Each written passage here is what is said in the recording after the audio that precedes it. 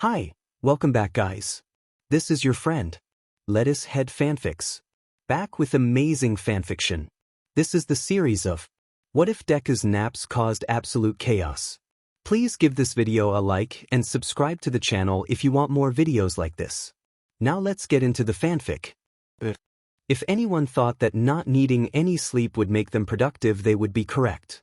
However, most likely they would have forgotten that it is important to rest, so naps are given. This was the case of Midoriya Izuku, who since the age of 4 did not need to sleep. Before that, his mother was awfully concerned about how little her son slept and always seemed tired. And with the available night hours and a brain filled with ideas, Izuku got to work. But in addition to the in-depth and somewhat frightening analysis and creations, Izuku also took many naps. Naps that occurred in less than ideal places. It became the norm for Inko to find her son taking a short nap everywhere except his bed. When he was small enough, she often found a head of green hair instead some of the supplies from the cupboard. There were times where she pulled out a chair from the dining table to find a small body sprawled across 2 chairs. It was normal to see him crawl underneath the coffee table and nap while she watched her show. His naps were never longer than 5 to 10 minutes. He took multiple throughout the day, although his dark circles and tired demeanor never seemed to go away, which Izuku was completely fine with. And when Izuku was accepted into UA, Nedzu seemed completely fine with Izuku's need for multiple naps throughout the day. Take a nap wherever you feel is comfortable, Nedzu has said, and he meant it quite literally, at least that's how Izuku took it. When Todoroki arrived to UA and saw 2 students with messy hair and dark circles, the first thought he had when he saw his homeroom teacher who also had messy hair and dark circles was completely logical. Aizawa-sensei has 2 children attending UA. And while one of them was currently in his class, their purple hair smooshed on their desk, Todoroki wondered where Aizawa-sensei's other son was. He later caught sight of messy green hair sleeping somewhere behind lunch rush when he was getting some soba. It seemed that the top of a refrigerator in a loud cafeteria was a perfect place for a nap. Maybe he likes the noise, Todoroki thought as he sat down at the same table Shinso was sitting along with Kaminari and Shiro. Does noise help someone fall asleep? He couldn't help but ask the others.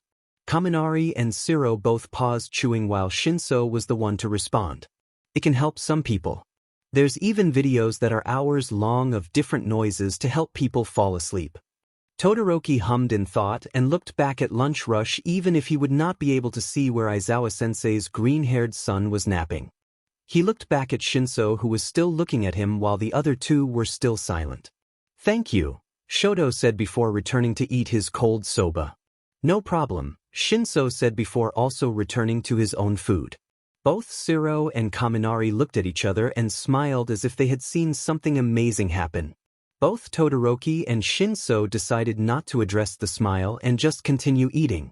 Hatsum was getting a head start with creating her babies in the lab. Despite her homeroom teacher being stressed out, she was informed by the principal that it was fine for her to have extra time in the lab.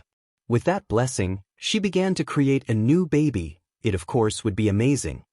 But first, she needed something. With a certain tool in mind, Hatsum opened the cupboard that was under the table workshop. Instead of the silver gleam of various tools, she saw green.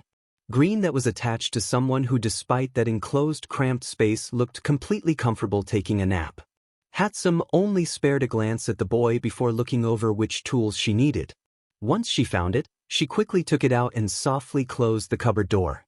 She looked back at her table that now had all that she needed.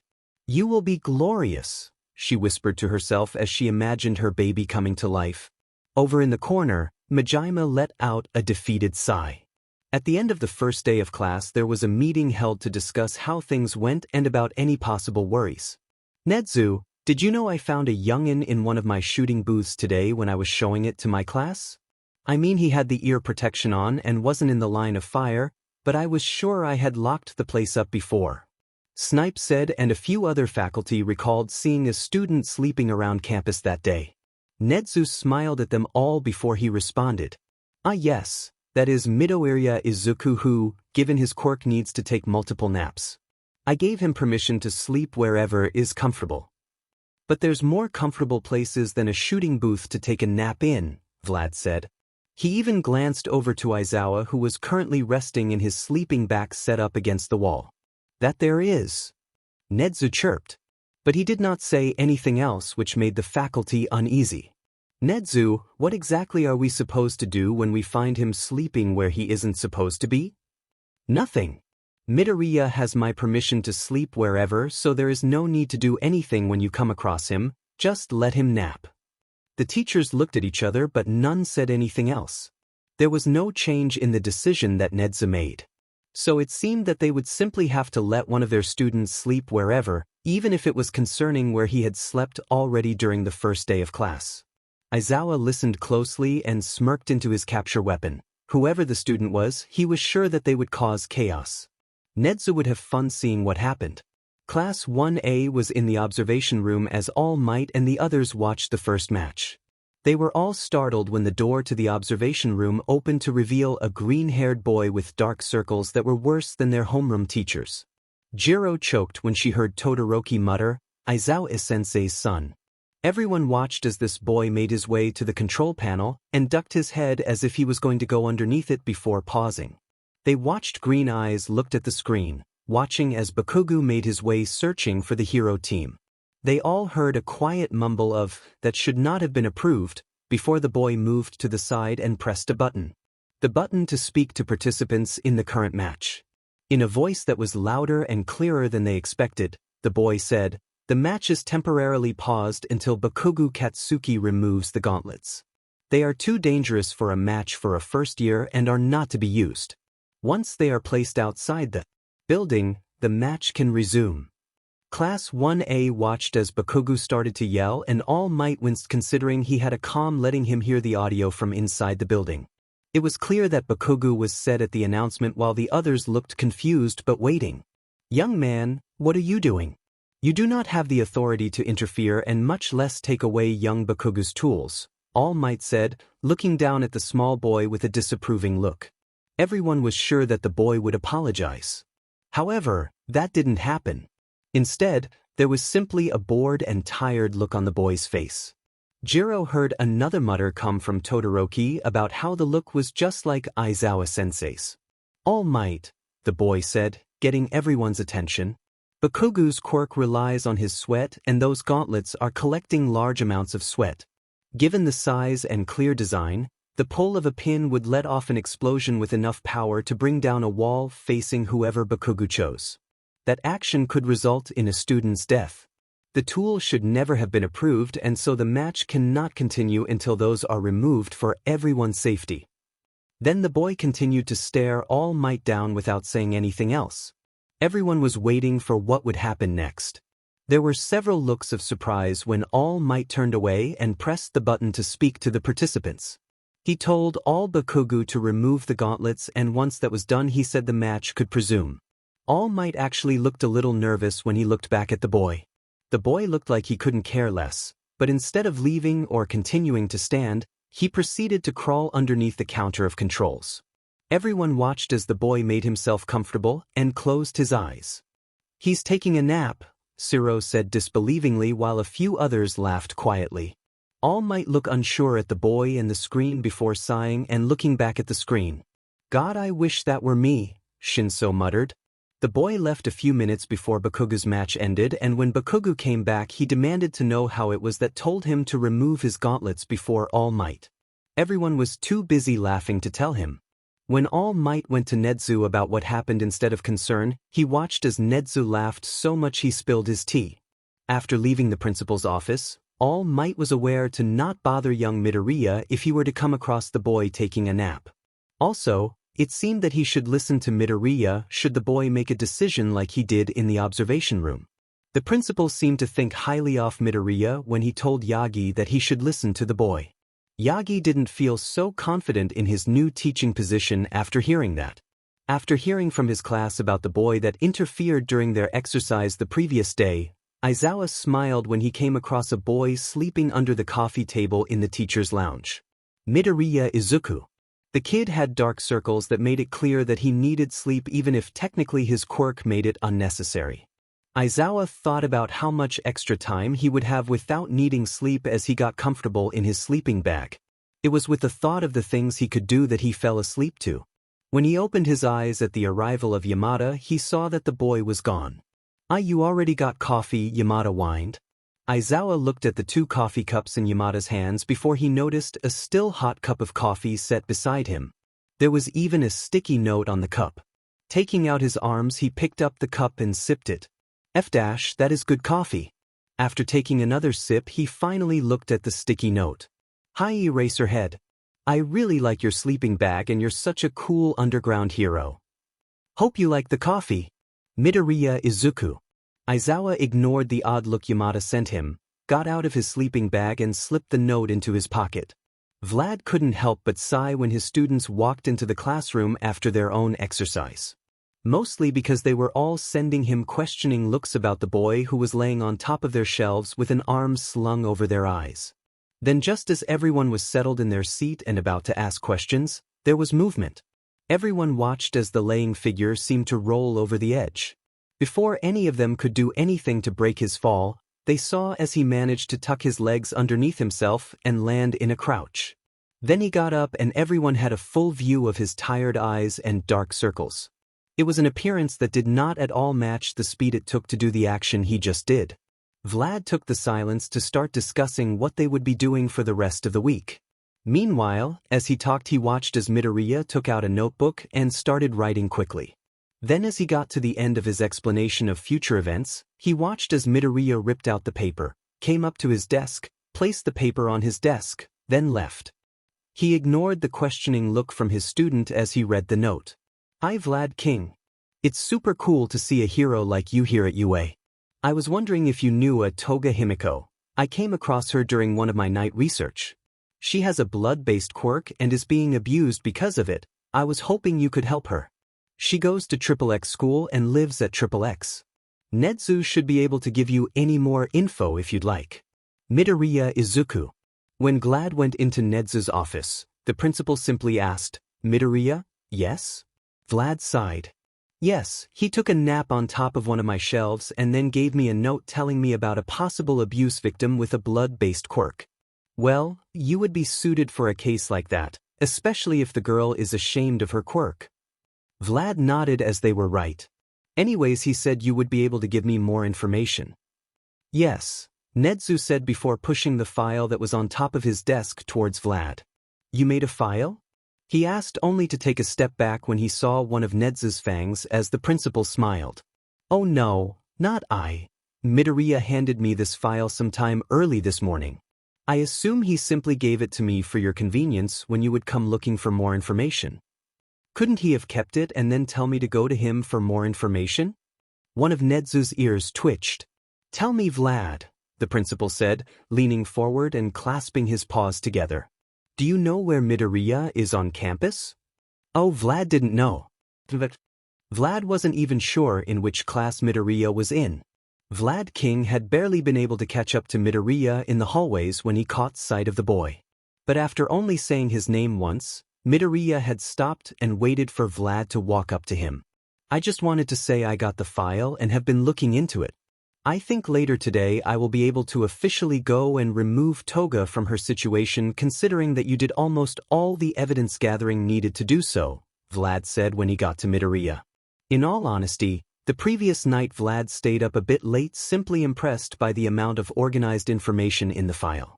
There was even a thumb drive for the files to be digital that also included photos and video footage of some of the treatment the girl received.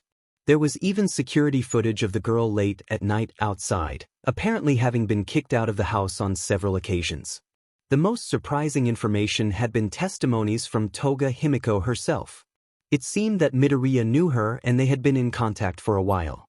That itself would make it easier, seeing as she had an active role in trying to get out of her situation. Vlad felt oddly proud of the girl.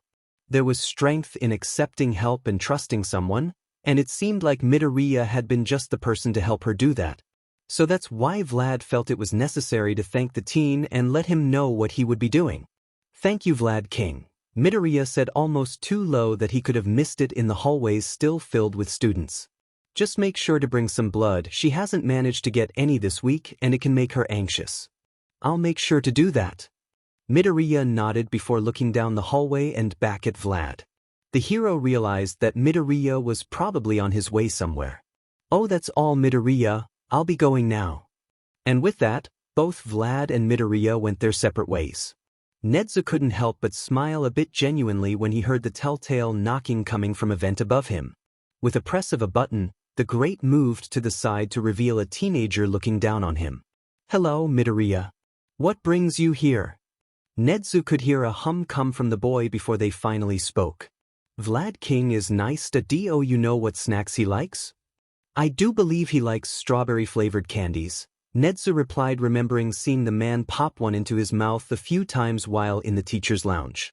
Midoriya nodded before saying a quiet, "Thank you," that Nedzu had no trouble hearing. And with a press of a button, the Great moved back into its place and Midoriya moved on.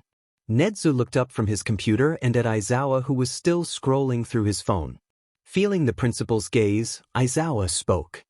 "He's pretty stealthy," the man said with a small uptick in his lip. Nedzu's ear twitched. That he is Aizawa. Shoji had not been expecting to hear a heartbeat coming from up above. Much less for the owner of the heartbeat so suddenly fall from the ceiling. It was only instinct for him to make sure he caught the person before they could get hurt. Shoji let out a sigh of relief when he had the warm body secure in his arms and looked down to see who exactly it was. He paused when he realized he actually knew who it was. The green eyes of the boy that had stopped Bakuga's match and scolded All Might looked up at him calmly and blinked. He didn't look at all perplexed at being in Shoji's arms. The image reminded him of the photo of a cat that Koda had texted him. And like a cat would do if they were comfortable, the boy did not move. "Do you want me to put you down?" he asked hesitantly. "Not particularly," the boy responded. "Do you want to put me down?" Shoji huffed in amusement. "I actually don't know, but I was on my way to my class, so that's where I'll be taking you." "That's fine." Shoji smiled. "All right," he said before he started walking. "I think this could count for training technically. I should probably thank you." The boy smiled. "You're welcome." Shoji chuckled. "Why exactly did you fall from the ceiling?" "I was coming back from asking the principal a question," they replied like their answer wasn't odd. "Through the vents." He nodded and Shoji wondered if anyone was even allowed to be in the vents. He was brought out of his thoughts when the boy asked a question about what class he was in. For the next few minutes, Shoji found himself speaking a lot more than he had done with anyone for a while. Much less with a boy he had just met. But it was nice and didn't feel uncomfortable, especially with how the boy seemed fully interested in what he had to say. The boy was nice. And Shoji actually felt a bit disappointed when they asked to be let down in front of one of the storage closets. They had thanked him for catching them before going inside the closet, leaving a slightly confused but amused Shoji in the hallway. When he finally got to class, he realized that he had failed to get the boy's name. But that thought was pushed to the side as Tsuyu asked him about the news reporters they had seen that morning at the entrance. A few of the others chimed in about the reporters too. Ida, of course, with talk about the obstacle they had posed when trying to get onto campus that morning.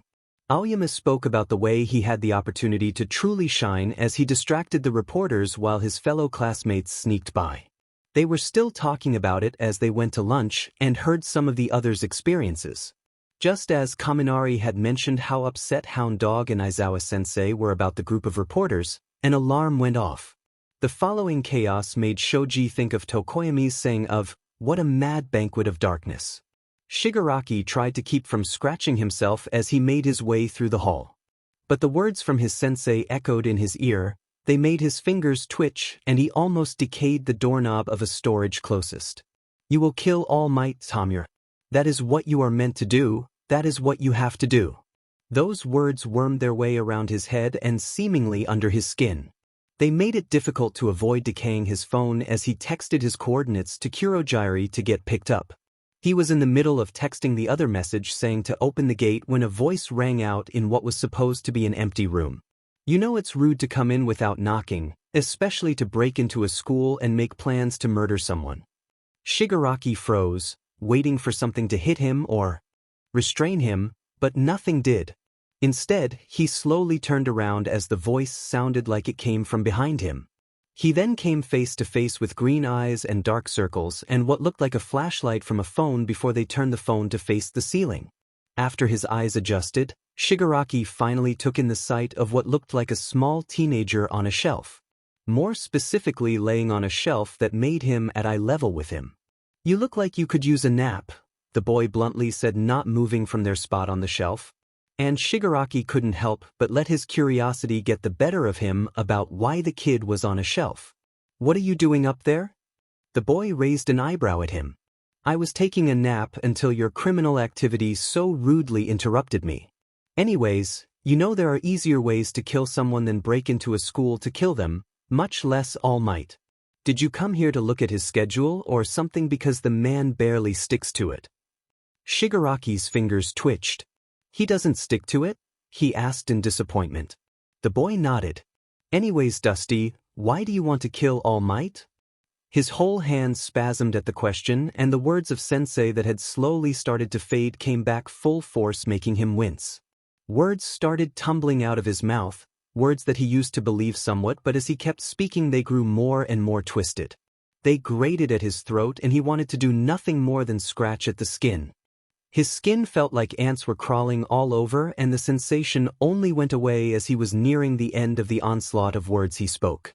Words that always made people look at him warily and only put more distance between him and anyone else that wasn't Sensei or Kurogyari. So that's why he was so thrown off when he looked at the kid and only saw eyes that seemed to stare right into him, and even more so by what the kid said next. "That was a lot and I get it, I do.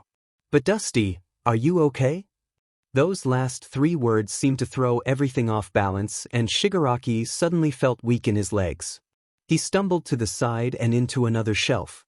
When he tried to catch himself, all 5 fingers touched and items started to fall down. And so did he. He fell to the ground while his skin felt like it was fire. The words of Sensei felt like they were being whispered right into his ear as if the man were right there. His fingers twitched and he just wanted to scratch. Press, script. "Hey, Dusty, you're gonna hurt yourself," a voice gently said. Shigaraki looked up to find green right in front of him. The sensation of 2 hands gripping his wrists was warm and gentle. "Why don't you breathe just like me, just slow deep breaths?" He tried to catch his breath and match it with the kid in front of him. The gentle grip on his wrists was grounding. It didn't hurt like the few times he had been touched. Sensei's hands were never so gentle and Tamura was always well aware of the threat they held. But these hands were different. They were smaller for one, and they belonged to someone who was speaking softly to him. Someone trying to stop him from scratching and get him to breathe. Sensei only simply watched in disappointment when he would scratch his skin until he bled. He looked at the teen in front of him, and despite how tired they looked, they still seemed completely focused on him. Tamura eventually matched his breath with theirs, and the itch went away. When they let go, he almost felt sad at the loss of contact, but quickly got over that as the boy moved to sit next to him on the floor. His right side was warm from where it came into contact with them. "I think you should just rest here a bit, all right," they said. "'Cause I don't think you're okay, Dusty." Tamura turned his head to look at the kid's face. He could see any sort of deception, no malicious intent. It really was completely different from Sensei's face. And Tamura, well, he thought it would be nice if could just rest for a bit. He didn't really want to go back to that bar, not after he got a small taste of what it could be like without Sensei watching him, whispering those words into his ear. "Okay," Tamura said quietly before looking away and letting his head lean on the boy next to him. It was warm. Kurogyari decided that the amount of time that Tamura was taking to tell him to open the warp gate to the last coordinates he sent was taking too long. Yes, the young man took longer than average in an attempt to not decay his phone every time he texted, but this was too long. So he was ready to see his charge possibly standing empty-handed with a new pile of dust on the floor when he stepped out of his warp gate. "Oh, so that was the escape plan, not bad," a voice that did not belong to Tamura said, and Kurogyari looked down in the dimly lit storage closet. The scene he was met with was completely different than what he had imagined. Yes, there was dust on the floor. But there was also Tamura and another child on the floor. A child that Tamura seemed to be leaning their head on and sleeping. A child that was still alive and seemed relatively calm despite the odd situation. Even Tamura's individual fingers were wrapped in tape. The unidentified boy was simply looking at him with eyes that seemed they would fall shut at any moment given the dark circles underneath them. While Kurogiri could have warped the boy out and simply taken Tamura with him, or even dispose of the boy if necessary, he didn't. That would have been impolite, and Kurogiri couldn't help but be curious. "Who might you be, young man?" he asked. A student of UA who just happened to be here when Dusty walked inside. "Who are you?" "My name is Kurogiri." And Kurogiri wondered where there would be a UA student in a storage closet because of course that would only happen when Tamura was supposed to be carrying out master's plans. But there was no sound of heroes running in or a subdued Tamura. Instead, his charge was asleep and seemed to be completely at ease. "Is he all right?" Kurogiri asked. The green-eyed boy turned his head to look at Tamura. "I don't think he is, so I got him to rest for a bit." The boy turned to look back at him. "Say, Kurogiri, do you genuinely care about Dusty?" The question and the look the boy was sending him made him falter for a second. Those eyes that were almost shut were now wide open, and Kurogiri felt as if they were taking note of every single detail of him. But despite the feeling of being too exposed, like all his secrets were being laid out for all to see, he replied, "I was told to care for him by my master." "Master?" "The man who created me," Kurogiri said, because he was well aware that he was master's creation, that he had to serve that man. The man never failed to make him feel like nothing but a servant. "Created you? Tell me, do you want to always be his, or would you like to be your own person?" "My only purpose is to take care of Shigaraki," he said, because how could he think of being his own person? Any thoughts of that never seemed possible throughout all those years. "Well then, I will ask you again, Kurogiri. Do you truly care about him?" Genuinely cared? Was he even capable of feeling such a thing? Master had always treated him as a sort of machine without emotions, but there was always a part of him that felt different. Part of him felt a warmth when Tamura was little and clung to him, and uncomfortable when he was told to leave the boy despite them being in distress. He liked the idea of the boy being healthy and safe. "Yes, I do. I do believe I can help you. Although it won't be the easiest thing, with one phone call I can start. So would you like my help?" Kurogiri nodded. The boy smiled. "Then hand me the phone on the shelf." The faculty was in the middle of an emergency meeting due to the alarm that went off. All of them were smart enough to know that a bunch of reports weren't the ones to destroy a high-tech security gate so easily. It was in the middle of Nedzu speaking that a phone rang and everyone froze. Eyes searching for the person responsible for interrupting Principal Nedzu, only to see the Chimera himself take out a phone and press a button before placing it on the table. "Yes, Midoriya?" Nedzu asked with his usual chipper voice. The voice that responded rang out clearly on speaker. "Hi, Nedzu. I was wondering if you could help me with two people who used to be criminals and possibly villains, essentially defect. Also, help them with possibly mental control and manipulation quirks being used on them.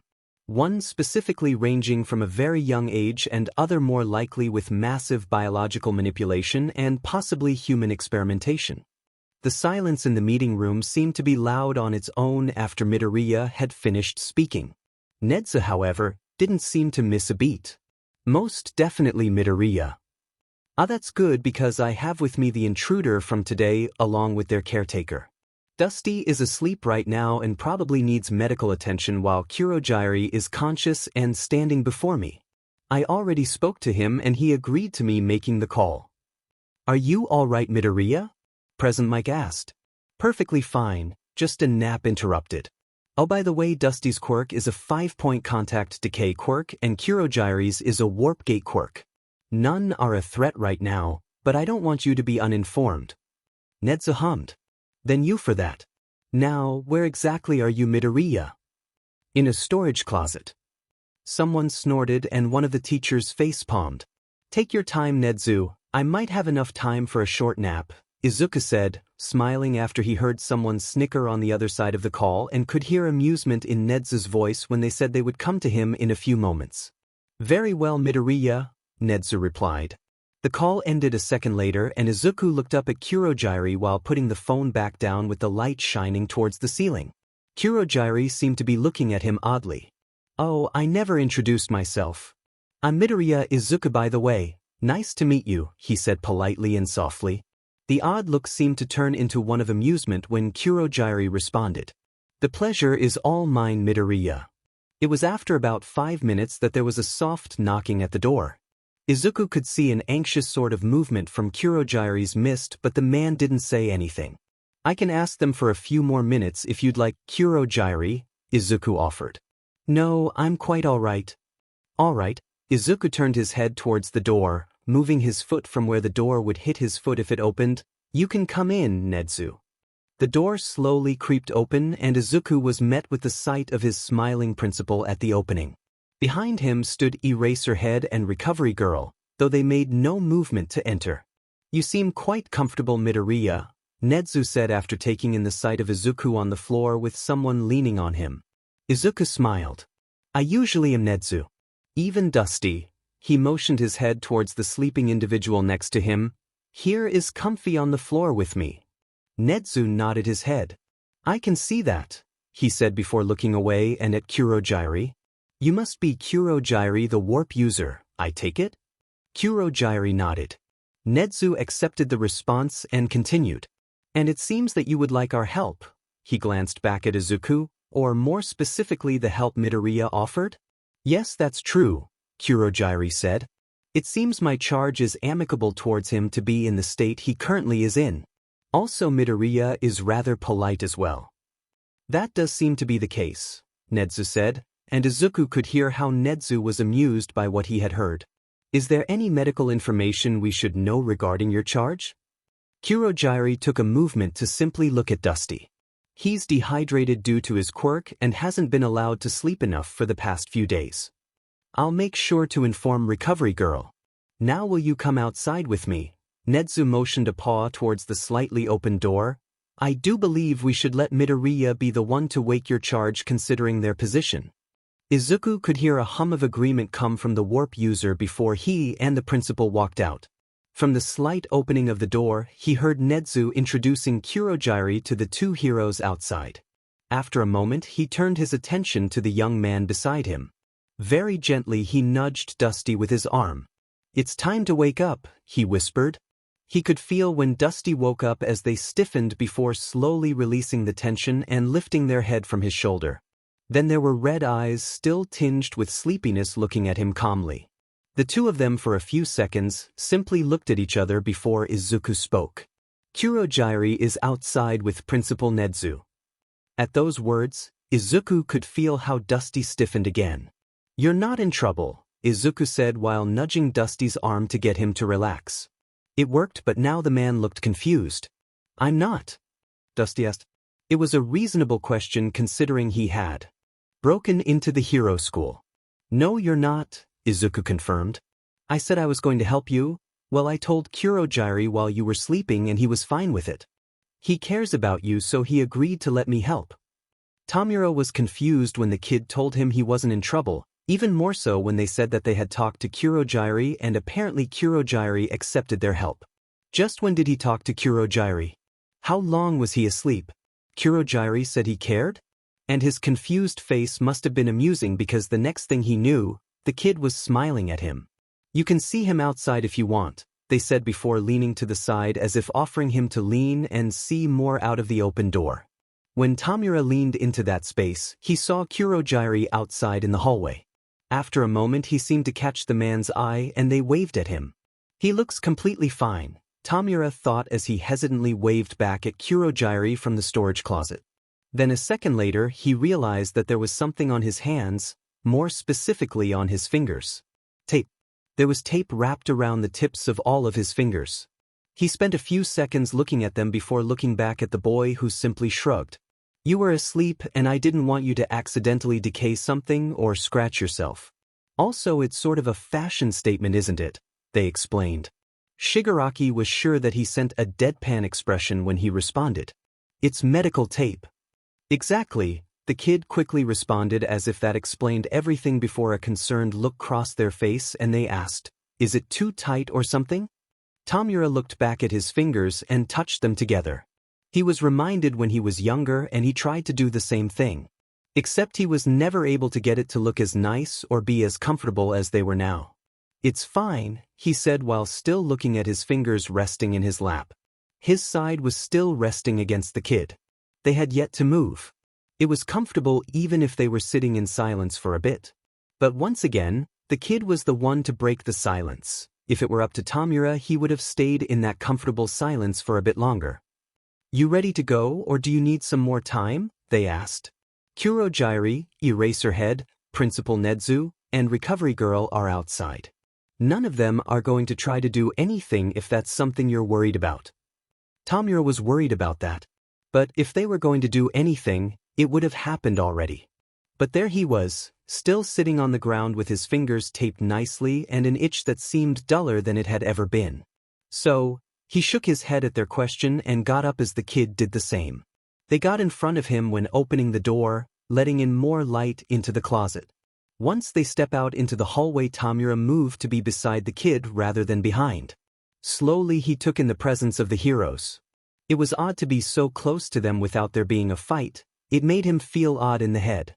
But he looked back at the kid who seemed calm like it was the most normal thing to occur, and Tamura finally fully realized that he didn't have to fight. He didn't have to go back to Sensei. The heroes were apparently going to help. The kid was going to help him. And he was okay with that.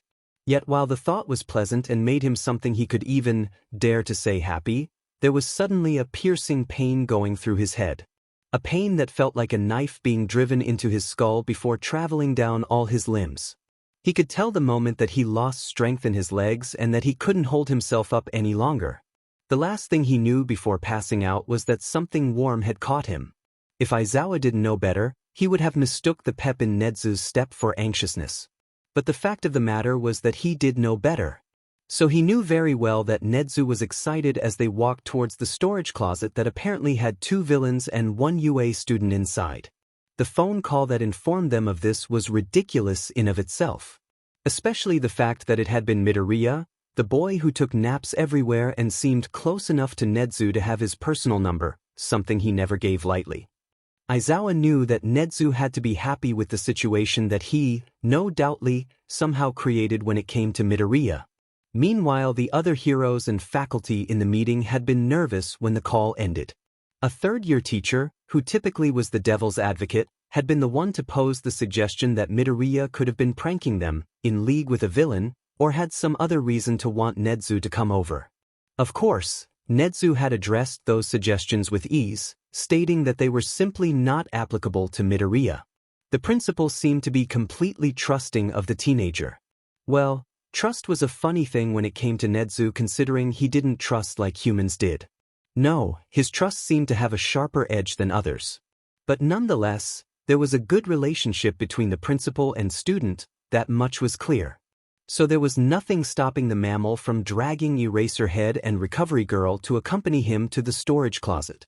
Aizawa himself was curious to see what situation Midoriya exactly somehow ended up in, and he couldn't help but want to be there in case the erasure of a quirk was needed.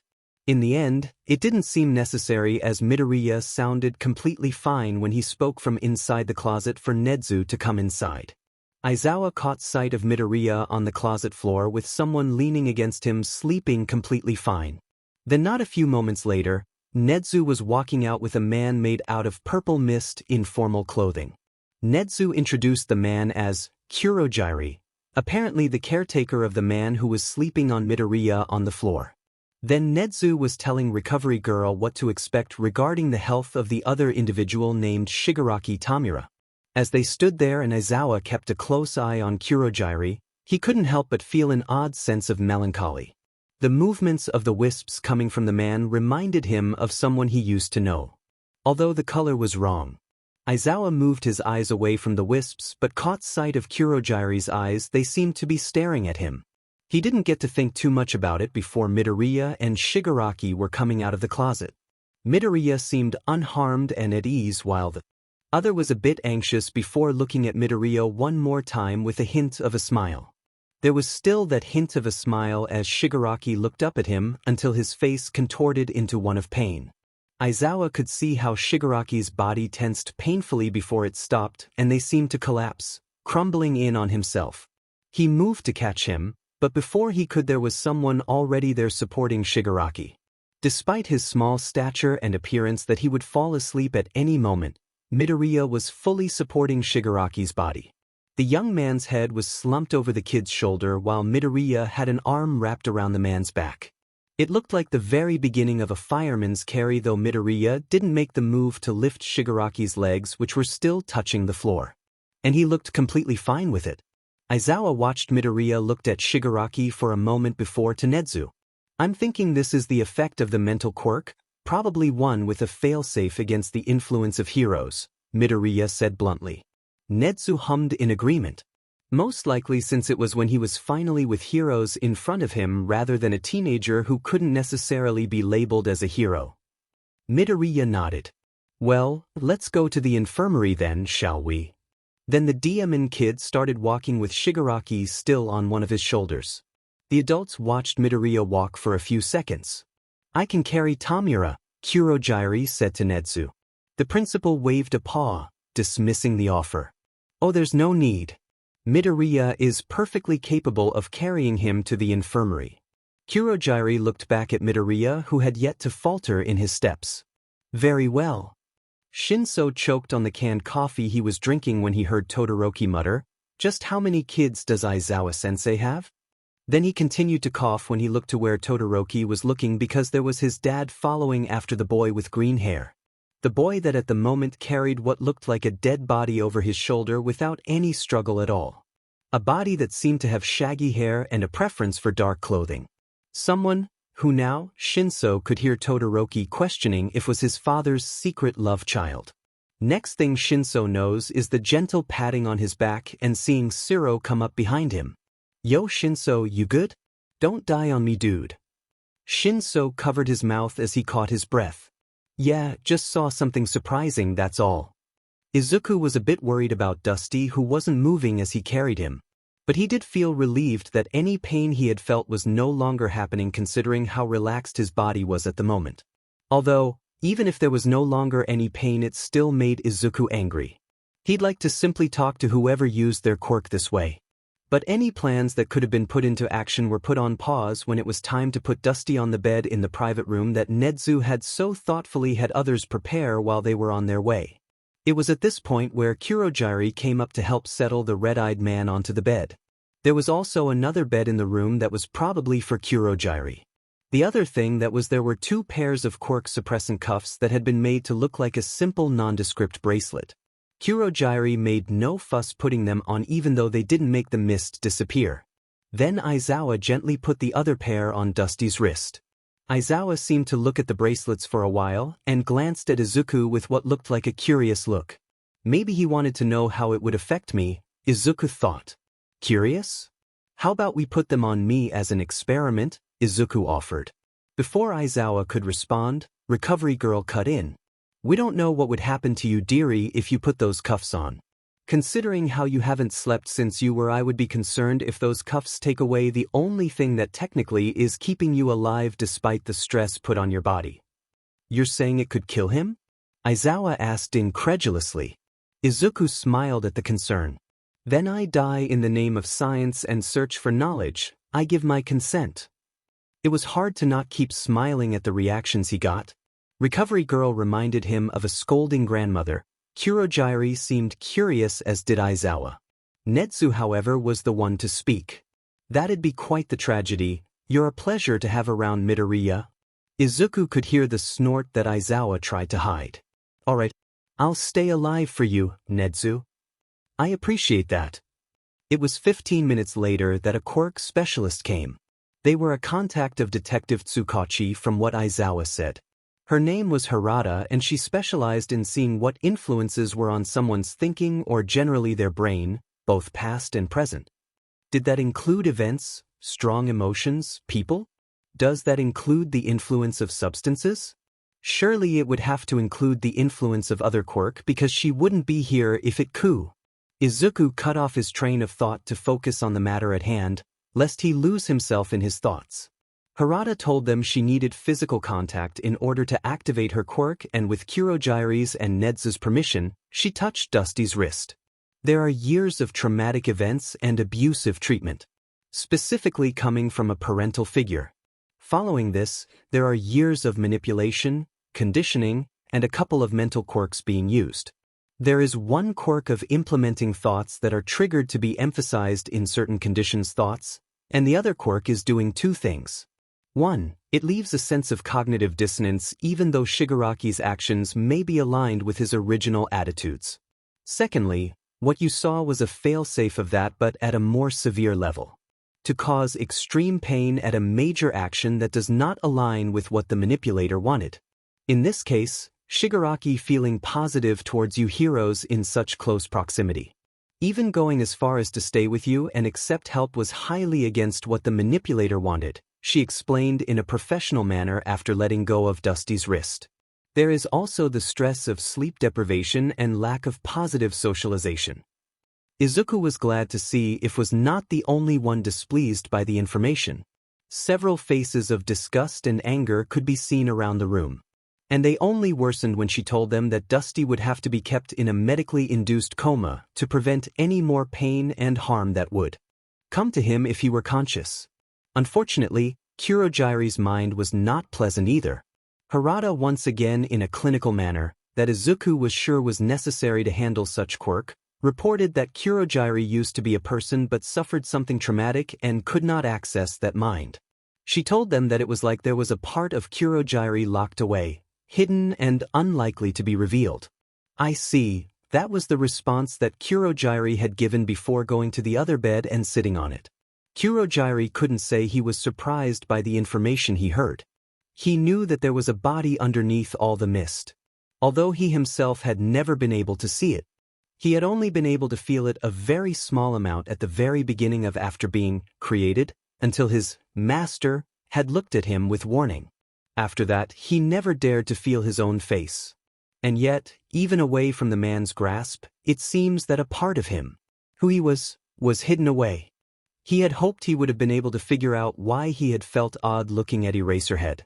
There was a sort of somber tension in the room until the bed he sat on jostled and he looked up to see that Midoriya had taken a seat at the foot of the bed with a laptop, from where it appeared he didn't know, while sitting with his legs crossed. Without looking up, the young man spoke. "Hey, would you like to change out of those clothes? I'm pretty sure there's some spare clothes around here that would be more comfortable than the bartender outfit you have on." Before Kurojire could answer the odd question, Eraserhead seemed to take up the responsibility for the task. "I'll go get some clothes for him." With that, the tension broke and Nedzu took Harada out of the room along with Recovery Girl, leaving Kurojire alone with his unconscious charge and a boy sitting on his bed with a laptop. "Thank you." That's what Kurojire had to say to the boy. He was thankful for Midoriya for quite a bit already in this short amount of time of meeting him, but it was nothing to be upset about. The boy seemed completely content to help and be in his presence. "How do the cuffs feel on you, Kurojire?" Midoriya asked. He looked at the cuffs and felt the absence of being able to create a warp gate. It's odd but not entirely unpleasant. He heard the boy hum before they spoke again with a sort of casualness that Kurojire was not used to. "You know, considering this new situation and how it's my fault, I'd like to get to know you, Kurojire." "Is that so?" he asked and watched as Midoriya lifted his head and then nodded at him. Kurojire turned back to look at Tamura in his bed. "There is not much to tell other than I cared for him and maintained a bar." "Did you like taking care of the bar?" Kurojire thought back to the satisfying view of clean glasses set on the shelf with an array of bottles. The comfort that came from the well-known routine of serving a drink and cleaning it. He also thought about the interesting conversations he heard and chaotic moments in the bar he saw. "At times, but it would have been nice to do other things," he replied and looked back at Midoriya. The boy looked pleased with his response. "Do you like music?" they asked. He nodded. Midoriya smiled. "Then I'll play you some of the music I listen to, just so you can get to know me too. Will that be all right?" Amusement made him feel like smiling.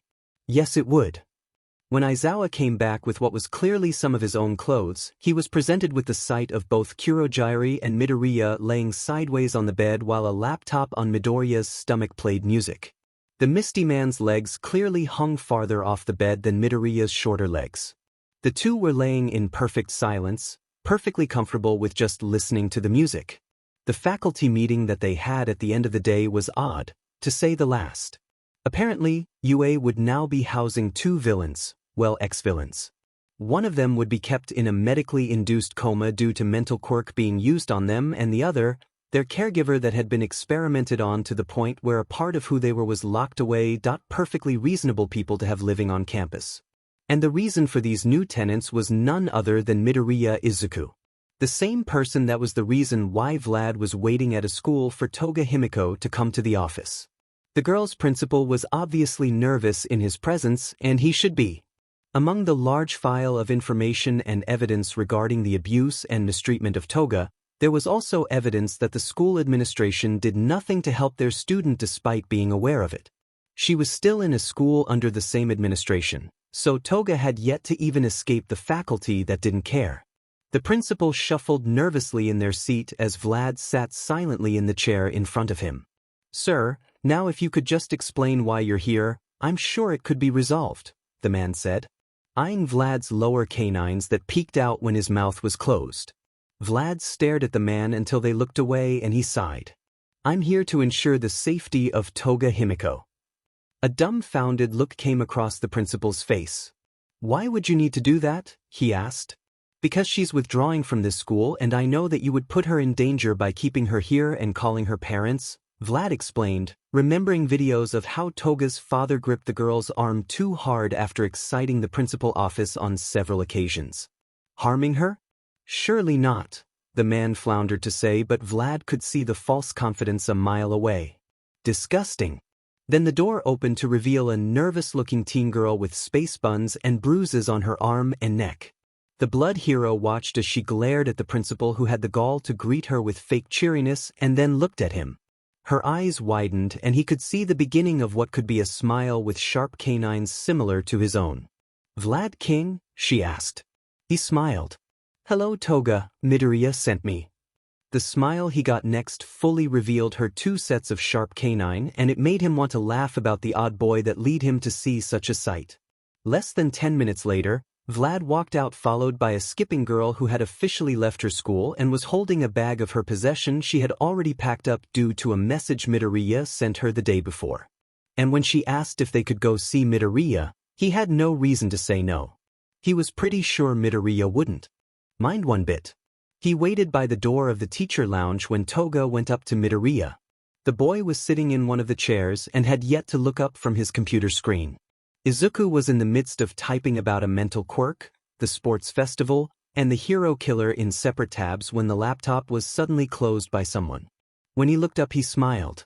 "Hey Izuku," Toga said, before putting his laptop to the side and pulling him up into a hug. Her head fit snugly below his chin and she held on tight. It was only fitting he do the same, and he closed his eyes at the contact. There were no words she needed to say because he already knew. He knew very well how grateful she was for the time they talked. The video chats he kept going all night when she had to sleep outside, the help he provided with getting the files and making sure she had everything she needed digitally. They had never been able to meet up in person, but he had done his best and he was more than happy with a hug. It was warm, comforting, and he was amused by how the girl was older than him by 2 years but still just a tad shorter than him. When she pulled away she had some tears, but he didn't comment on them. Instead, he had something far more important to tell her. "Himi, I found her." Those words only made more tears come down, but also a smile. And why wouldn't it? Toga had always been close with her anti-mags before her quirk came in and her parents took her away, while also cutting all contact with the woman. "Toga, if you keep crying I might cry, and you know my eyes don't need that," he said, nudging her. She giggled. "I'm crying 'cause I'm happy, Izuku-kun. You helped me get out and now you found her for me. You know she's been looking for you for a long time," Izuku said, and he took out a paper from his pocket then placed it in one of Toga's hands. "Here's her information.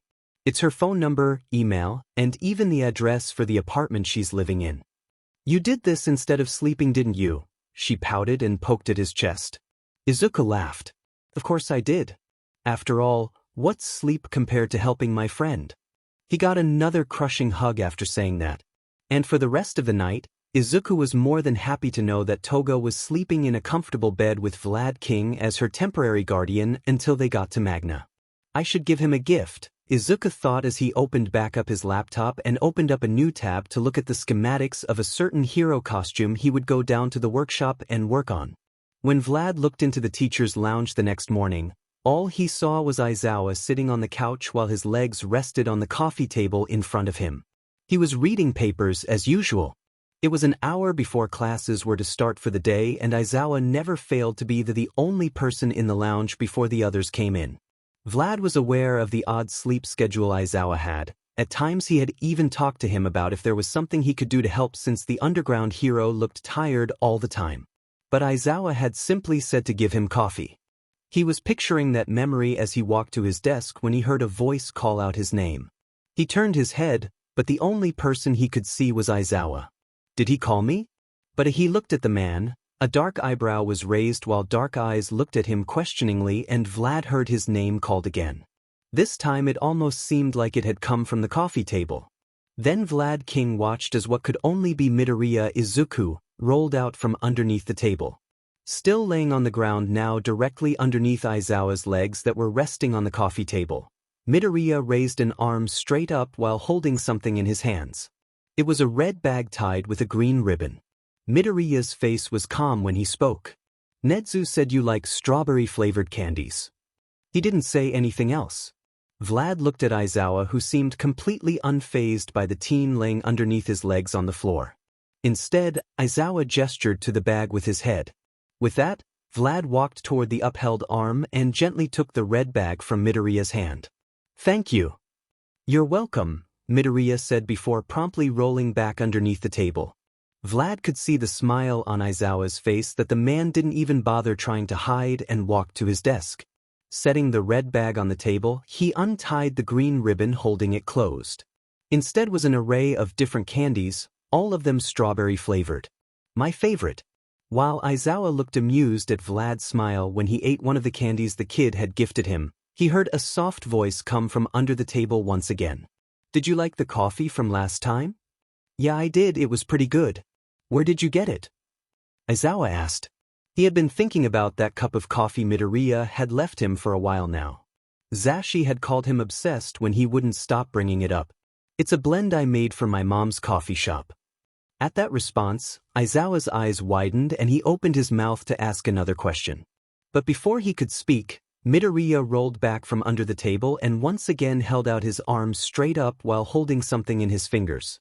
It was a small rectangular piece of paper. When Aizawa took that paper and looked at it, he realized it was a business card for a coffee shop named The Grotto with the address and website. Then Midoriya simply rolled back under the table to the other side before getting up, stretching his arms, and walking out of the teacher's lounge without saying another word. When the bus driver had unlocked the bus and went in soon followed by Class 1A, they hadn't expected anyone else to be in the bus. But there, behind the driver's seat, laying on the bench meant for 4 people to sit, was the boy from the battle simulation. He wore the UA gym uniform and had an arm strung over his eyes. He didn't even move as they made their arm onto the bus. Ida seemed too stunned to even say anything, and his arm was frozen mid-chop in the air before Yaoyorozu softly touched his arm to get him to continue moving. Taking the cue, everyone simply walked past the seemingly sleeping boy. Although Shoji looked like he had a smile under his mask, and Aizawa quietly took a seat at the open space that was by the boy's head, not saying anything. And still, the green-haired teen made no move. When Shinso sat down, he couldn't help but notice the confused face Todoroki had sitting next to him. Dude, are you okay? He asked when Todoroki kept staring at him even when the bus started to move. Why didn't you say hi to your brother? From 2 seats behind him, Shinso could hear Kaminari and Sato laugh. My what? Todoroki pointed towards their teacher and the boy laying on the seat that still looked unbothered and unconcerned about the fact that there was a teacher sitting right here. Your brother is here, Todoroki stated like it was obvious. Shinso sighed. That's not my brother, I don't even have a brother. The dual-colored boy frowned, looking back at the sleeping teen and the sleep-deprived teen. Are you sure? Because I think you have 2 brothers actually in. While Todoroki began to explain his theory about Shinsu's supposedly larger family, Bakugo was questioning if he was hallucinating. When Izuku sprang up from his laying down position, He was pleased to see that the underground hero Eraserhead was taking a nap. He needs one. When he turned around, he saw a boy with a rock-like face looking at him with wide eyes. "Excuse me, but where are we going?" Izuku asked in a soft voice, trying to startle the boy any more than he might have already done. Instead of responding verbally, the boy shyly signed to him, "The unforeseen simulation joint for training." Izuku smiled. He had wanted to see USJ after hearing about it in the vents from when Cementos had told Midnight about it. Apparently, it had different zones like a flood zone and a fire zone within the same large building. "Thank you." Izuku signed back to the boy. Izuku got off the bus along with Aizawa, who had opened his eyes the moment the vehicle stopped. He was standing next to the man while his students exited the bus. "Midoriya, won't you get in trouble with your teacher for being here and missing class?" Aizawa asked while keeping his eyes on his students. And despite the question, Izuku could hear amusement rather than concern in the man's voice. Izuku smiled. "I'm ahead in all of my classes, so it's fine," Izuku said. He was actually working on some college classes to get another bachelor's degree. The night hours throughout all the past years had provided ample time to get ahead in several aspects. Although that fact seemed to trouble his professor, who had called and asked Izuku, "Please do some regular kid sheet. My other students are badgering me about who you are after seeing 2 weeks of work on my desk after the first 2 classes." Izuku had laughed at his professor. Aizawa didn't question Izuku's answer as they all headed inside. Once inside the building, the class had a few moments to look in awe. Izuku was towards the back of the crowd, and while he looked around he saw a multi-armed teen wave him over, which Izuku gladly complied with. The boy seemed to smile under his mask. "Do you need me to carry you while you're here?" Izuku slumped his head down at the question. "Sadly, no." He saw one of the mouths Shoji had created laugh at him while another hand ruffled his head before they both looked up to what Rescue Hero 13 had to say to them. Izuku paid close attention to the hero's words, and as soon as the speech was finished made a beeline towards the hero, much to the surprise of the other students. Although Aizawa soon got their attention to add his own words. While Aizawa spoke, Izuku managed to get an autograph and the name of 13's favorite treat. Izuku was feeling rather pleased with himself as he walked away when suddenly, there was a harsh poke at his ribs, which he promptly replied with a hard whack to the person who poked him so suddenly. When Izuku turned around, he saw Bakugo Katsuki looking at him while rubbing the spot where he had hit their arm. "What the F are you doing here, Zuku?" the blonde asked, looking rather confused. "I got to school here," Izuku said, gesturing to his gym uniform.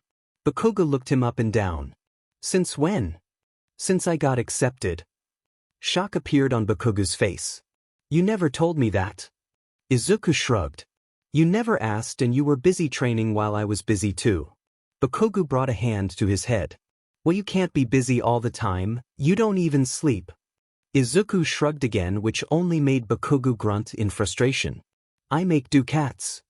Izuku proceeded to have the pleasure of watching Katsuki simmer in his own frustration before a sudden look of realization crossed their face. "You were the Bisudi who stopped my match." "Glad to see that brain still works," Izuku said, poking the blonde's forehead. Katsuki swatted his hand away. Izuku didn't mind. "Tease, why the F did you do that?" Izuku sent him a deadpan look and crossed his arms. "I'm all for the destruction of a building, cats, but those gauntlets are a little excessive for a first year.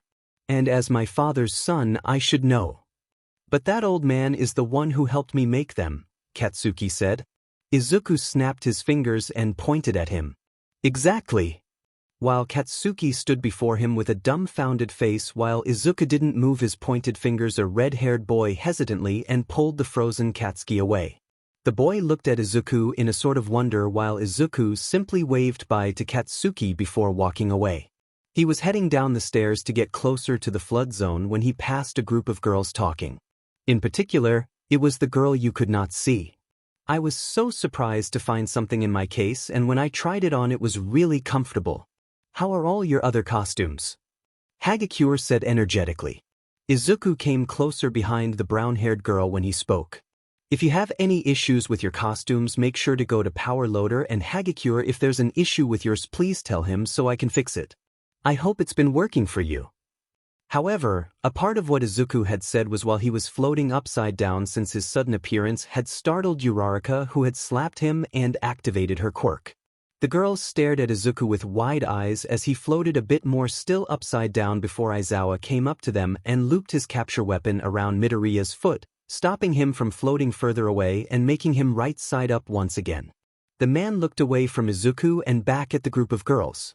Good reaction time, Uraraka, but please make sure you know who it is exactly that you make float. Uraraka blushed before looking up at Izuku. Meanwhile, Hagakure didn't seem bothered by the situation. You made my costume? She asked. Izuku looked down from his high vantage point. I couldn't just let you run around naked. Also, your quirk proved to be a fun challenge and I had the time. Did you like it?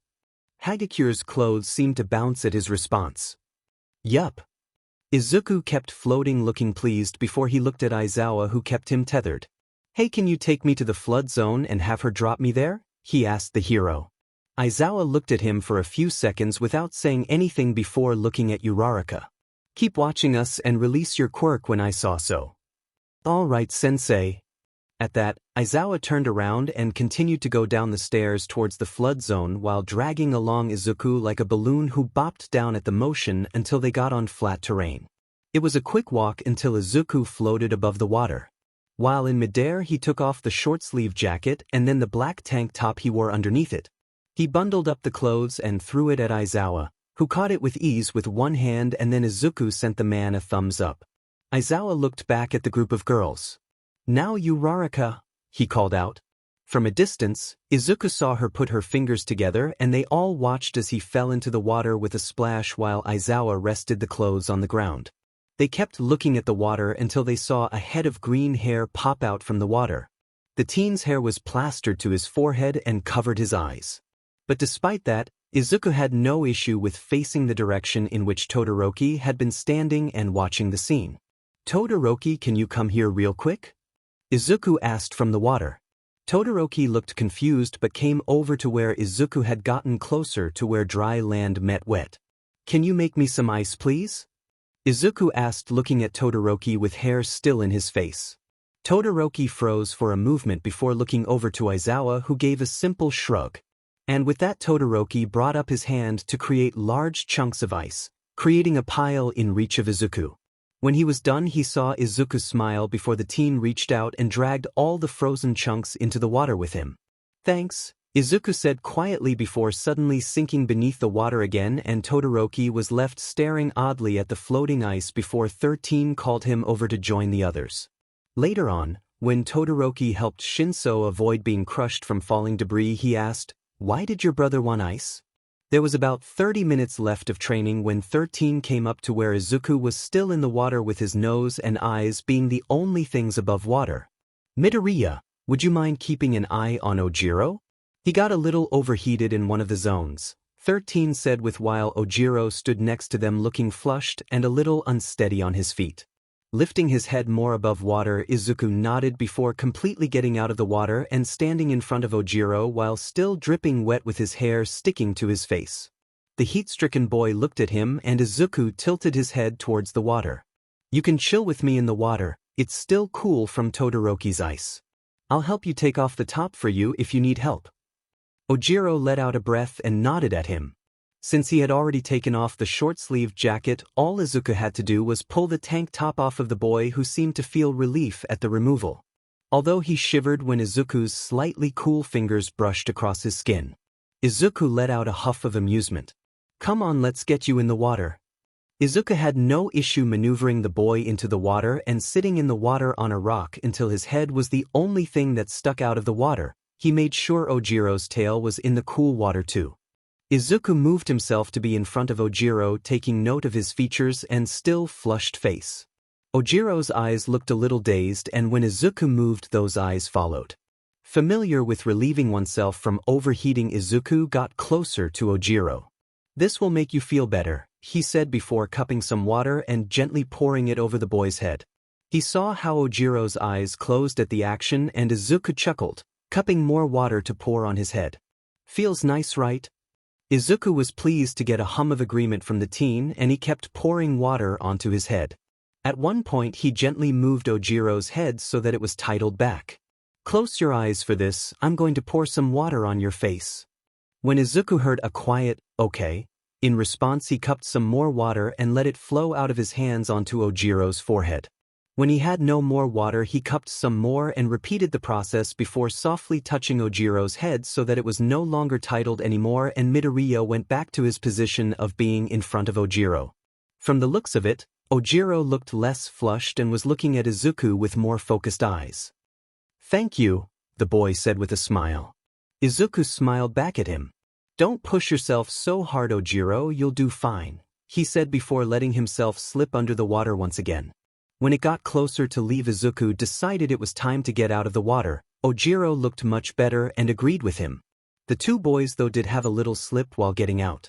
That ended up with Izuku falling back into Ojiro and the two falling back in the water. When the two got out they were laughing. Neither of them minded, and once out of the water they both started to stretch, chuckling a bit at the synchronicity of their action once out of the water. Which was how they ended up in the position that Aizawa found them in. Both Izuku and Ojiro sat in front of each other with their legs spread and feet pressed against each other respectively. Izuku grabbed Ojiro's arms and pulled while leaning back, making Ojiro stretch until he couldn't anymore before they switched positions.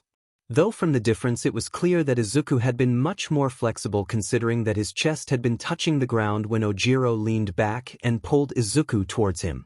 Aizawa didn't comment on their position and looked at his student. "Ojiro, are you feeling better?" Not moving from his leaned back position or grip on Izuku's arms, Ojiro nodded. "Yes, sensei." "Good, we'll be leaving in a few minutes, so try to dry up. Yaoyorozu made the two of you towels, so be sure to thank her." On the bus ride back, Ojiro was bombarded with questions. "Ojiro, what was it like with that boy? Who is he? Tell us all the details." Mina asked excitedly while Ojiro took another sip of the water bottle and tried to wrap one of the towels around himself more. He saw that his classmates were listening to what response he would give. Ojiro looked to where the boy who was in the water with him was seated next to Aizawa-sensei. There was a towel around the teen's shoulder and a smaller one around his head that covered his face as he rested his head against the window. He thought about how Midoriya, that was the name 13 had used, didn't hesitate to come out of the water and help get his shirt off of him and helped him into the cool water that had felt relieving. It was clear that all his actions were careful and only to help him cool down. It had been unbelievingly gentle how Midoriya and poured the cool water on his head with the promise that it would feel good, and then poured water on his face. It reminded Ojiro of how his aunt would bathe her baby, pouring water carefully around their head, making sure no soap got in their eyes. Ojiro had never thought he'd experience something like that while at UA, much less from a boy he didn't know and wasn't even in his class. But it had been so nice. It had been so nice in that comfortable silence with cool water against his hot skin. It had been so nice when Midoriya smiled at him and said, "Don't push yourself so much, Ojiro, you'll do fine." Words so different from what he usually heard from others. Past friends and teachers told him he had to push himself to catch up with the others with better quirks. When he trained in martial arts he pushed himself, trying to make sure that in the next match he'd be better. He pushed himself until he had been able to get accepted into UA, and he figured that he'd have to keep pushing after seeing quirks like Todoroki's, Tokoyami's, and Yaoyorozu's. It felt like his wasn't enough. But those words had been spoken softly with a smile, and Ojiro couldn't have helped but feel reassured by them. Unknown to him, his classmates saw a soft smile appear on his face as he went over what happened in his head. He was nice. Later that day Vlad was preparing himself for what would happen after Toga knocked on the apartment door. According to the paper Midoriya had given the girl, this should be the place where her Aunt Magna lived. He looked at Toga, who still had her hand raised but didn't knock just yet. "I'm scared," she said suddenly, still looking at the door. Vlad smiled. "That's okay. But from what you told me and Midoriya saying she's been looking for you all this time, I don't think you need to be scared." Seeming to take in his words, Toga nodded to herself before knocking on the door 3 times. It took less than a minute for the door to be opened and revealed a woman with shoulder-length hair. The woman looked at Vlad before turning to look at Toga, in which she froze. "Himiko?" she asked in almost a whisper. Toga barely got to nod before she was swept into a hug, and Toga giggled despite the tears coming out of her eyes. It felt like a private event when Magna put her niece down and urged her to come inside, so Vlad made to move to go in, and he looked to the side. But suddenly there was a tug on his sleeve and he looked down at Toga, with her smile showing her sharp teeth and slightly red face from crying. "You won't get rid of me that easily," she said, and Vlad looked up at her aunt to see what the woman said. Magna smiled at him. "Come inside." So Vlad did, and as soon as he did, he got a crushing hug from Magna. Izuku waited for the call to be picked up as he sat at his desk, still tying something on his computer. Eventually, the tablet screen stopped showing the waiting screen and revealed a familiar face. "Izuku, how have you been? What are you up to right now? Where's your mother?" Izuku smiled at the barrage of questions and closed the laptop to have his attention simply be on the tablet. "Faded. Mom's in the kitchen if you want to say hi," Izuku said, already grabbing the device and out of his room. "Is that your father on Izuku?" Inko called out from her spot in the kitchen, and Izuku saw her come into view with a smile of her own when she heard her husband's voice once again. He let the two greet each other and subjected himself to hearing his father attempt to flirt with his mom through the video call. Of course, he always managed to make her blush before she handed the tablet back to Izuku with a kiss on the cheek. Izuku walked back to his room and looked at his dad. "Do you have to do that every time?" "Izuku, it is my job to sweet-talk you, mother. How do you think she's so happy all the time?" Izuku smirked. "Because you're not here blowing up something in the bathroom." "Hey, that was only 3 times. Okay, and the last time was because the floor was slippery. Why did you even mop the bathroom at 4 in the morning?" "Because it's a good time since no one was supposed to be using the bathroom. Much less building something in there," Izuku replied deadpan. His dad returned the deadpanned look. "Did you forget that we both have messed up sleep schedules, yours practically non-existent?" The two stared at each other before the older Midoriya gave in, as he usually did whenever stuck in a staring contest with Izuku. "Anyways, I have to talk to you about something I've been working on, but before that, how have you been?" he asked, taking on a more serious look. Izuku sighed. "Fine, taking the naps I need and haven't had an episode yet. Actually did a little ice bath thing earlier today, which was nice. Those are the best and feel great on the scales. More are gonna appear as you get older, so make sure to take care of them, Izuku." "Will do." Then after the usual checkup questions, Izuku listened as his father described his latest project, taking on fevered energy of his own that almost made his amber eyes seem to glow. Izuku enjoyed listening and inserting his own opinion that his father took in stride. They talked for 2 hours, eventually shifting to Izuku's working on Hagikyure's costume and getting snacks for Vlad and working at the grotto. Just like Izuku, Hisashi liked to listen to him even though his son had a much more toned-down energy than his own, but he loved it all the same. Once it was late, Inko came in telling them it was time for Hisashi to get to bed, which Izuku always found amusing. But before he ended the call, Hisashi said the thing he always did. "Good night, my sleepy dragon." Izuku smiled at the name, and when the call ended he opened back his laptop. Although it was 2 hours later that he remembered he had completely forgotten to tell his dad about Shigaraki and Kurogiri. Izuku Midoriya. Age, 15 years old. Quirk, sleeping dragon. Type, mutant. Family, sister. Mother, Inko Midoriya. Grandparents, power napping and tactile telekinesis. Great-grandmas, attraction field and quirkless.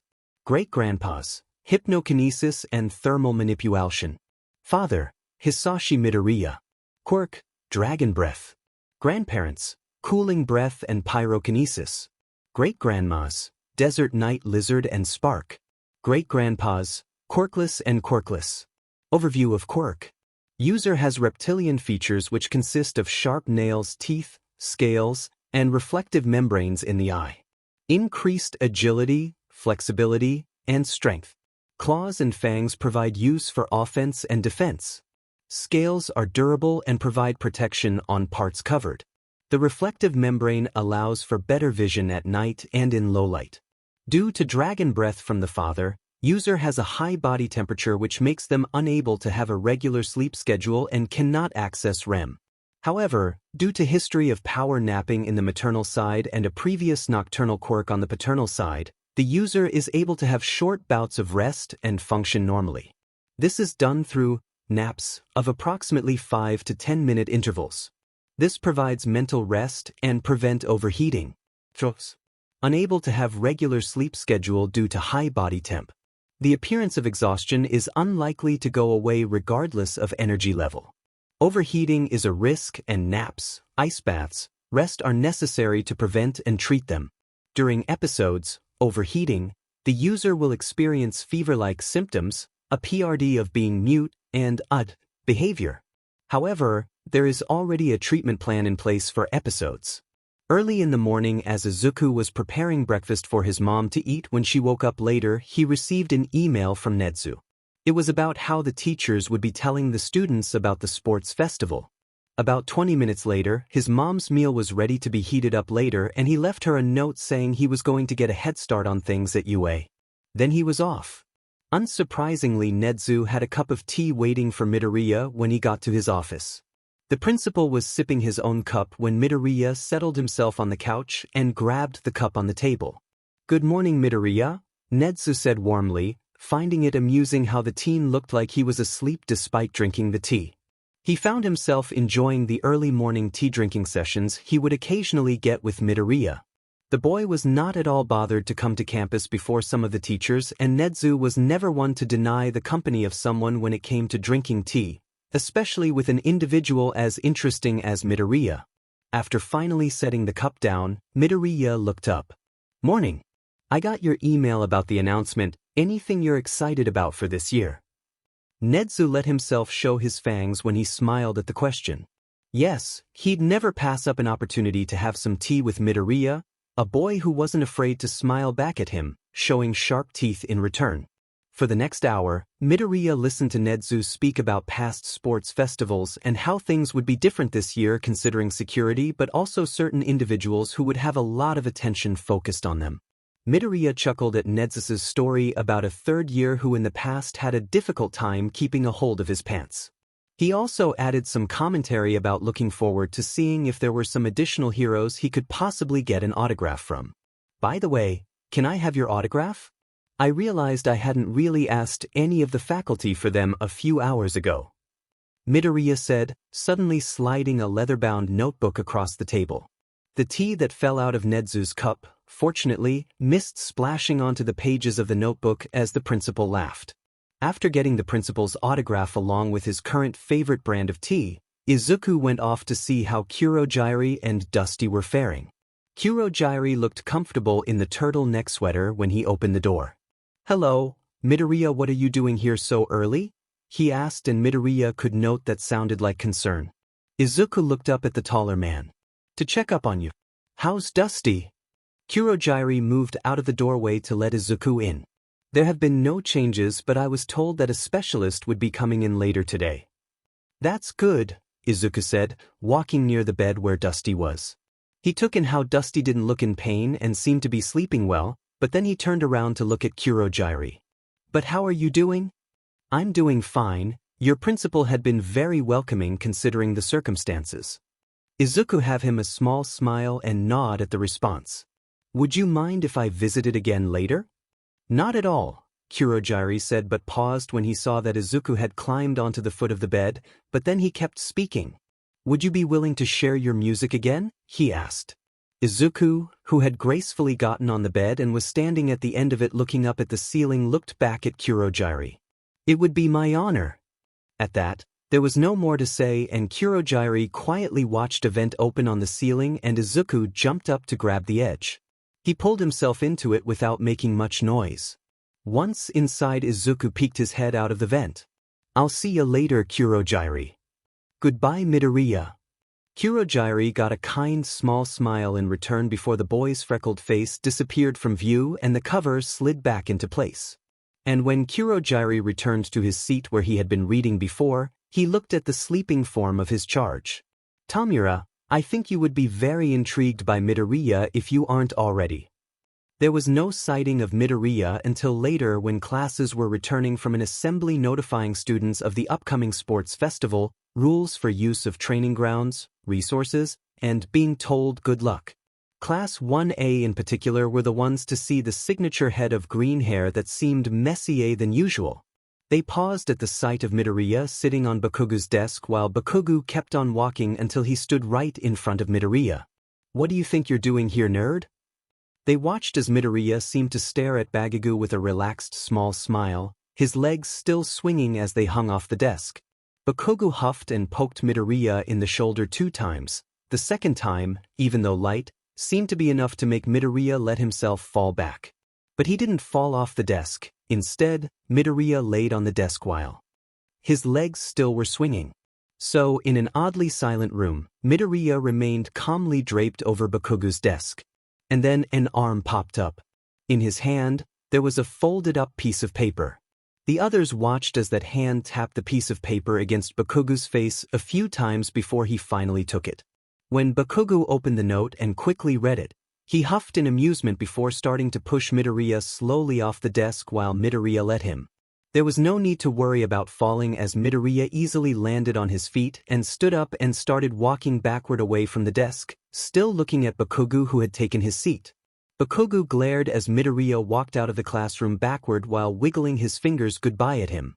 Then Midoriya was gone and everyone else got to their seats too. Uraraka was the one to come up to Bakugu and ask what the paper was. "None of your business, round cheeks." Later a note that said, "Don't PSS off your classmates or they might just beat your butt at the sports festival. Have fun at training," was reduced to ash by Bakugu who had a smile welcoming a challenge. The next sighting of Midoriya was in Snipe's class. A student came across what they thought was a random body and ran towards the sharpshooter teacher who reassured that Midoriya was, in fact, not a dead child. He walked up to the boy who was laying half his body on the floor while his legs reached up towards the ceiling against the wall. "Hi, Snipe," Midoriya said with his eyes still closed. Snipe looked at him and wondered what to do. It seemed the shooting range, or more specifically the booths, would be a common napping location for Midoriya. Snipe wondered if Midoriya was interested in shooting. "Young'un, do you want to give the gun a try?" he asked, sure that Nedzu wouldn't have an issue with letting the boy try. And while he was sure the principal wouldn't have an issue, Snipe questioned if he made the right offer when he saw those green eyes open to look at him. He felt as if he were the target at the end of the shooting ranges. Later Cementos walked in to see Midnight sitting next to Snipe looking like she was trying to hold back her laughter while the man was hunched over with his head in his hands. Cementos hesitantly asked what was wrong. "Midoriya was in my class and I offered for him to try out the gun since Nedzu seems to deem him responsible." "And what happened?" Midnight snorted while Snipe replied. "Demon Kid caught on real quick and scared the sheet out of some third years with his face when he was shootin'. The boy looked like a Western outlaw with the look in his eye." Cementos tried to ignore the giggling that Midnight had given up trying to hide. She always broke down at Snipe's theatrics and similes since he came back from America. Yagi, in his small form, was listening to another lecture on teaching methods from Nedzu when there was a sudden knocking sound coming from above them. Instantly, Nedzu stopped talking and he looked up, which Yagi did as well. Promptly Yagi coughed up some blood at being startled to see green eyes looking down at him surrounded by darkness. When he looked up again after catching his breath, he saw that those eyes in fact belonged to the child that had scolded him, Midoriya. Seeming to have waited for him to catch his breath, Midoriya spoke. "I think I scared some third years in Snipe's class." "How so?" Nedzu asked, not at all asking why the child was in the vents in the first place, much less one in his office. Yagi could see vaguely that Midoriya shrugged. "I was just shooting like Snipe showed me." One of Nedzu's ears twitched. "Well, that is what they do in Snipe's class, so it's odd that they got scared." Midoriya agreed with the principal. "That's what I thought too, but I didn't get to ask since they left pretty quickly when their class ended." Nedzu had picked up his cup of tea and took a sip. "That's unfortunate." Yagi could see the Midoriya seemed to have his arms crossed and rested his chin on the arms while looking down at them before he spoke again. "Yeah, but it was fun." Green eyes looked at Yagi again before returning at Nedzu. "What are you doing, Nedzu?" Nedzu smiled and looked at Yagi. Catching up with Yagi-san here and telling him about various teaching methods I've observed over the years. Oh, well then I'll leave now. Goodbye Nedzu, goodbye All Might. Then Midoriya disappeared into the darkness from the vent before the opening slid back closed. Tokoyami was walking with Shoji in the hall until he realized that the multi-armed teen was no longer beside him. When he looked back he saw that Shoji was a few feet back and looking up. Shoji used one hand to beckon Tokoyami back to him, another to speak as he continued to look up at the ceiling. Do you need me to catch you again? Shoji asked, still looking, and Tokoyami wondered who he was talking to. A grate on the ceiling moved to the side and a head appeared out of the darkness, hanging out slightly with a smile on their face. Not necessarily, but I would like it, Midoriya said. Tokoyami huffed in amusement at Midoriya's comment and saw that Shoji smiled. Then come on down, Shoji said. Tokoyami's impression of Shoji's strength was only confirmed when his friend caught Midoriya easily after the boy fell from the large height. And he had a positive impression of Midoriya's physicality when he showed no pain from being caught despite the drop. Midoriya seemed content in Shoji's arms before looking at him. Hello, I'm Midoriya Izuku. Tokoyami bowed his head in greeting. Tokoyami Fumikage, a pleasure to make your acquaintance. I see you already know Shoji. Midoriya nodded. He caught me a few days ago and I was simply smitten by his chivalry. Tokoyami smiled, but before he could respond a familiar shadow made itself known. If anyone can sweep someone off their feet it would be Shoji. Dark Shadow said.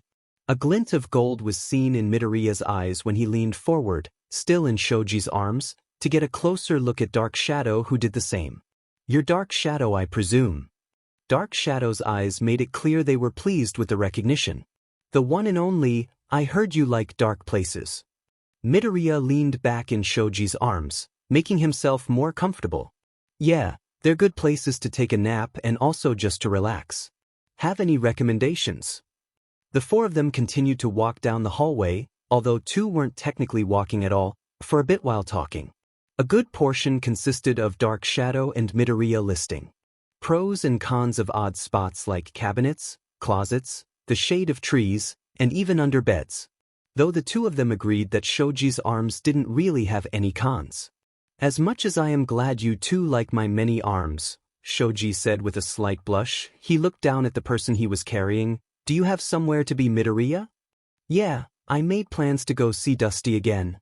It was amusing how Tokoyami hummed in agreement despite not knowing who Dusty was. Will you go back into the darkness that lay above us at all time? Tokoyami asked. Midoriya nodded and Shoji chuckled at how Midoriya seemed to understand perfectly that Tokoyami was referring to the vents. It was also amusing to see Dark Shadow volunteer themselves to bring Midoriya back to the ceiling to a vent that for some reason just happened to open just as he pointed it out. While his Dark Shadow retreating back to Tokoyami, Shinso was walking down the hallway. What was that? He asked, looking at the vent that just closed. That was Midoriya. Shoji was carrying him, Tokoyami said while Dark Shadow snickered behind him. Shinso looked at Shoji's arms and the thought of being carried came to his mind. He must have been staring at them for a bit because it was Shoji's voice that broke through his thoughts. Do you want me to carry you? Shoji asked, and Shinso couldn't help but notice that the teen didn't at all sound annoyed and only genuine. With a slight shock and also lack of coffee in the last 5 hours, he didn't filter the next words that came out of his mouth. I would literally die happy if I got to be carried by you, Shoji. Then I hope you're like Tokoyami, who has a will ready, Shoji said as he opened his arms toward Shinso. Shinso, who had been standing next to Tokoyami, whispered, I think I'm in love. Seemingly not at all perturbed by this information, Tokoyami nodded sagely. A wise choice. Shoji smiled underneath his mask. He was enjoying the odd but fun group of friends he had made here at UA. Although he was starting to see a pattern of darkness and sleepiness in them. He'd have to make sure to make them get some rest even if he had to carry them to a couch and wrap them in a blanket himself, which seemed they wouldn't even mind. Nedzu patiently waited for Yagi to stop coughing. Amused by the panic Midoriya had caused with a simple goodbye. Yes, such a simple thing. And Nedzu had a front seat to how gracefully the #1 hero conducted himself after learning that a child knew of his secret.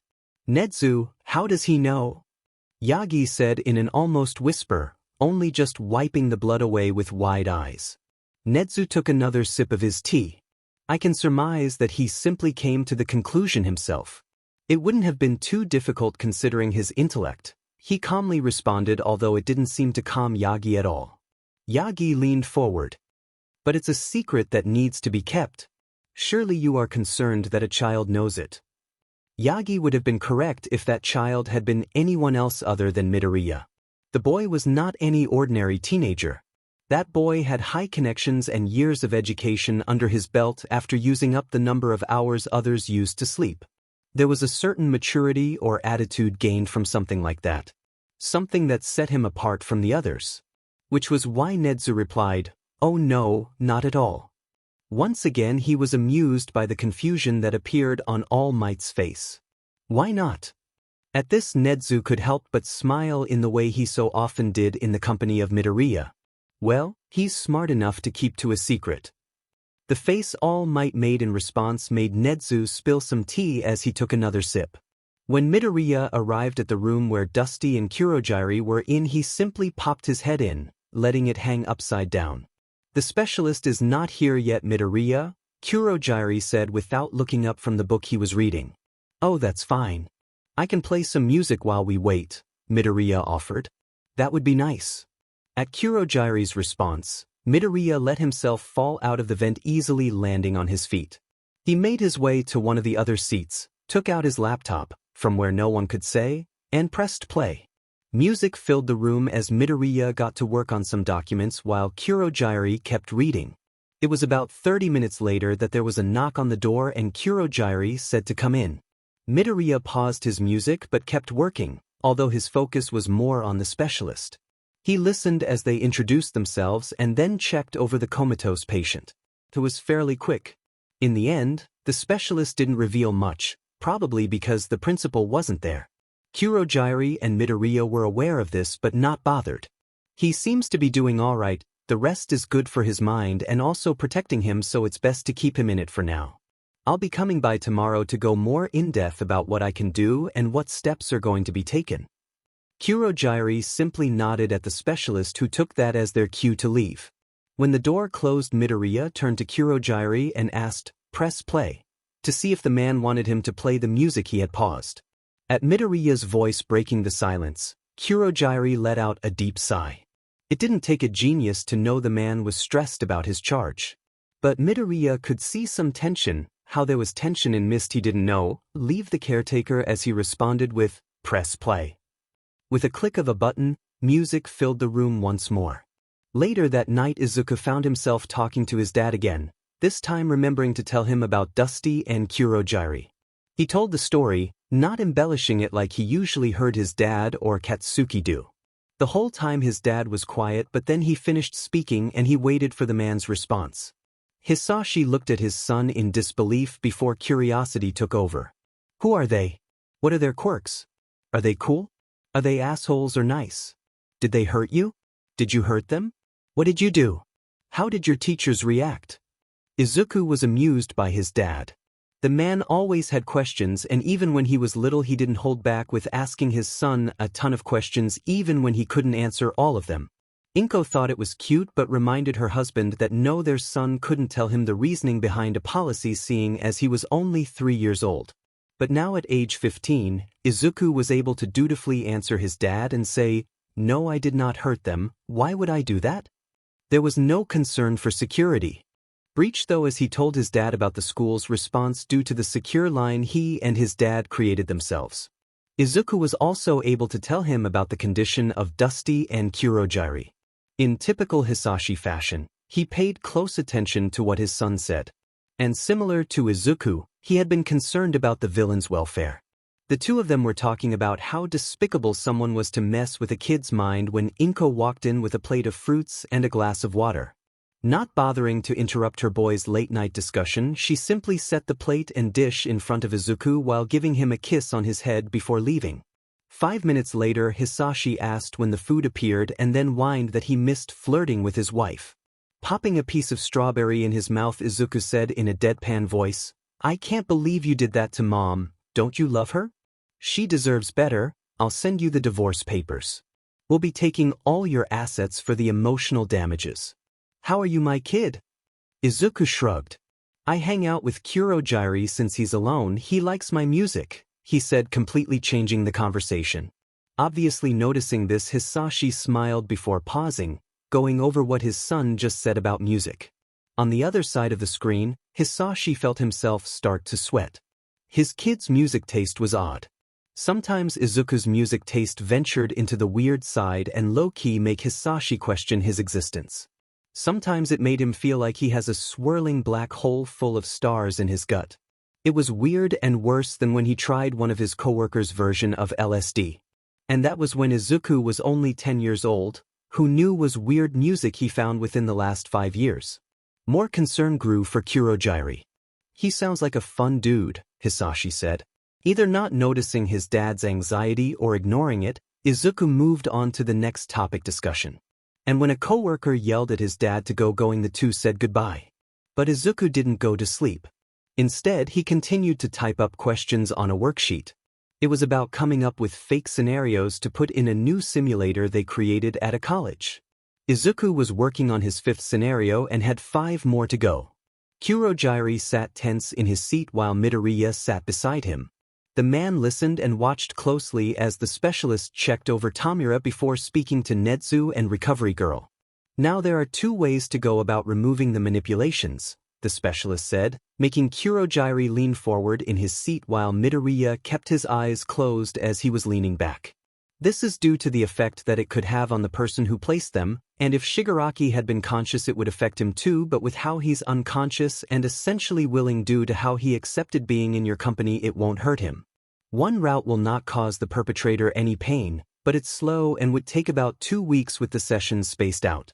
The other route is highly dangerous to the perpetrator with a lot of backlash. It could be done in about 2 sessions hours apart in the same day. But the backlash is very severe. There could be damage to the brain tissue and, in severe cases, death. These are the 2 routes and I implore you to think carefully, the specialist finished saying with a serious look on their face. Not 3 seconds after the specialist said those words did Midoriya speak up. I say go route 2. All eyes turned to him and only then did Midoriya look up at them, his eyes fully open instead of partially closed.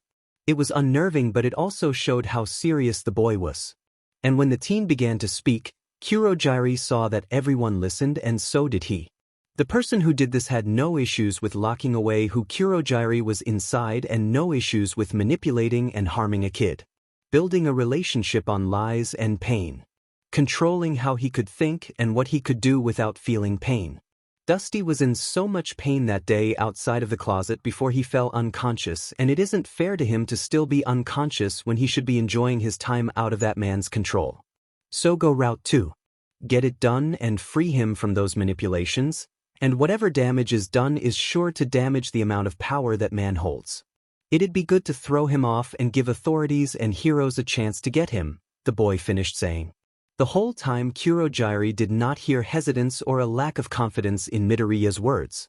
Surely one of you is worried about the pain it'll cause? The specialist asked, flustered by Midoriya's opinion. Not at all, Kurogyari found himself saying before Midoriya could respond. If Midoriya, a child who only knew them for a short amount of time and managed to get them the help he had wanted to give Tamura for years, was able to come to this option so quickly, Kurogyari could not feel any discomfort in coming to the same conclusion. His master had done much harm and kept him trapped. Even now that he was free, he was still blind to who he used to be. And Kurogyari thought it only befitting to hurt the man who had done this to him and his charge. Then that settles that. A chipper voice said, and Kurogyari saw that it was the principal speaking. If anything, it will give us an advantage, and if we are lucky, take out that man. I think it would be best to start the first session as soon as possible so that the young man can finally wake up and formally introduce himself. The specialist looked at all the people in the room. They thought over how cold, brutal, and scary that teen had spoken. How quick the Misty Man would give no mercy, and how on board the principal of a highly respected hero school supported their decision. It was frightening how easily these individuals said to go down the painful route. Are they SDSTS? All right then. I'll get started right away. It was a few hours after the specialist came to the realization of the SDSM of certain individuals when an underground hero speculated to be a SDST visited that infirmary room. Aizawa was unsurprised to find Midoriya sitting legs crossed on the bed that belonged to Kurogiri as the Misty Man lay horizontal on the bed, their legs hanging over the edge. It was odd to look at Kurogiri. The man felt familiar and a bit too polite at times, but every time Aizawa saw him he could see they were loosening up. He could really see this whenever Midoriya was near. This time Kurogiri was wearing one of his sweatshirts he hadn't worn in years. The man was similar in size to him. Aizawa saw Kurogiri messing with some frayed string at the end of one of the sleeves in a way that reminded him of a friend that kept coming to mind whenever he looked at Kurogiri. Can you tell me about the villain you went up against while working with Midnight 7 years ago on Okinawa? Midoriya asked, bringing Aizawa out of his thoughts. Why do you ask? It's for a simulation thing, the boy responded, and Aizawa decided that asking how the team even knew about that specific covert operation was not worth it. Instead, he described the villain and details of her quirk. The whole time the team continued typing and added side comments. In the end, Aizawa was now able to figure out why that villain had been going after her target, something she had never revealed even under a truth quirk. And as he thought about how getting into contact with the lead detective in that case, a notebook was being shoved into his line of vision. Aizawa looked at the teen. Can I have your autograph? Midoriya asked. Aizawa couldn't help but think it was fitting that the boy looked a little excited asking him for his autograph despite befriending villains and then without mercy brutally declaring pain on the man who had hurt them. Someone who was probably in immense pain if the face of the specialist he passed by had said anything. The underground hero had been correct in his assumption. Somewhere, in an undisclosed location, that person was in pain and causing disarray in what used to be an organized facility. All for one wanted to rip his brain from the pain he felt. He had never felt anything like it despite the years he had lived. There was a burning sensation pulling and ripping into his very mind, into parts of himself that had been there for more than a century. There was no escaping the pain. Even as blood dripped down the scratch marks that decorated his scarred head, the pain did not stop. Even the doctor could not do anything, and he knocked the short man away in his anger. And as much as he was in pain, he was furious. Furious that this pawn disappeared, and now what surely had to be the quirk he used on that boy was causing him such pain. The years that quirk worked in the boy's mind had to be why it hurt so much. All for one cursed at the person who took what was supposed to be his new body away from him. He raved at them, screaming and cursing the one who was to blame for it.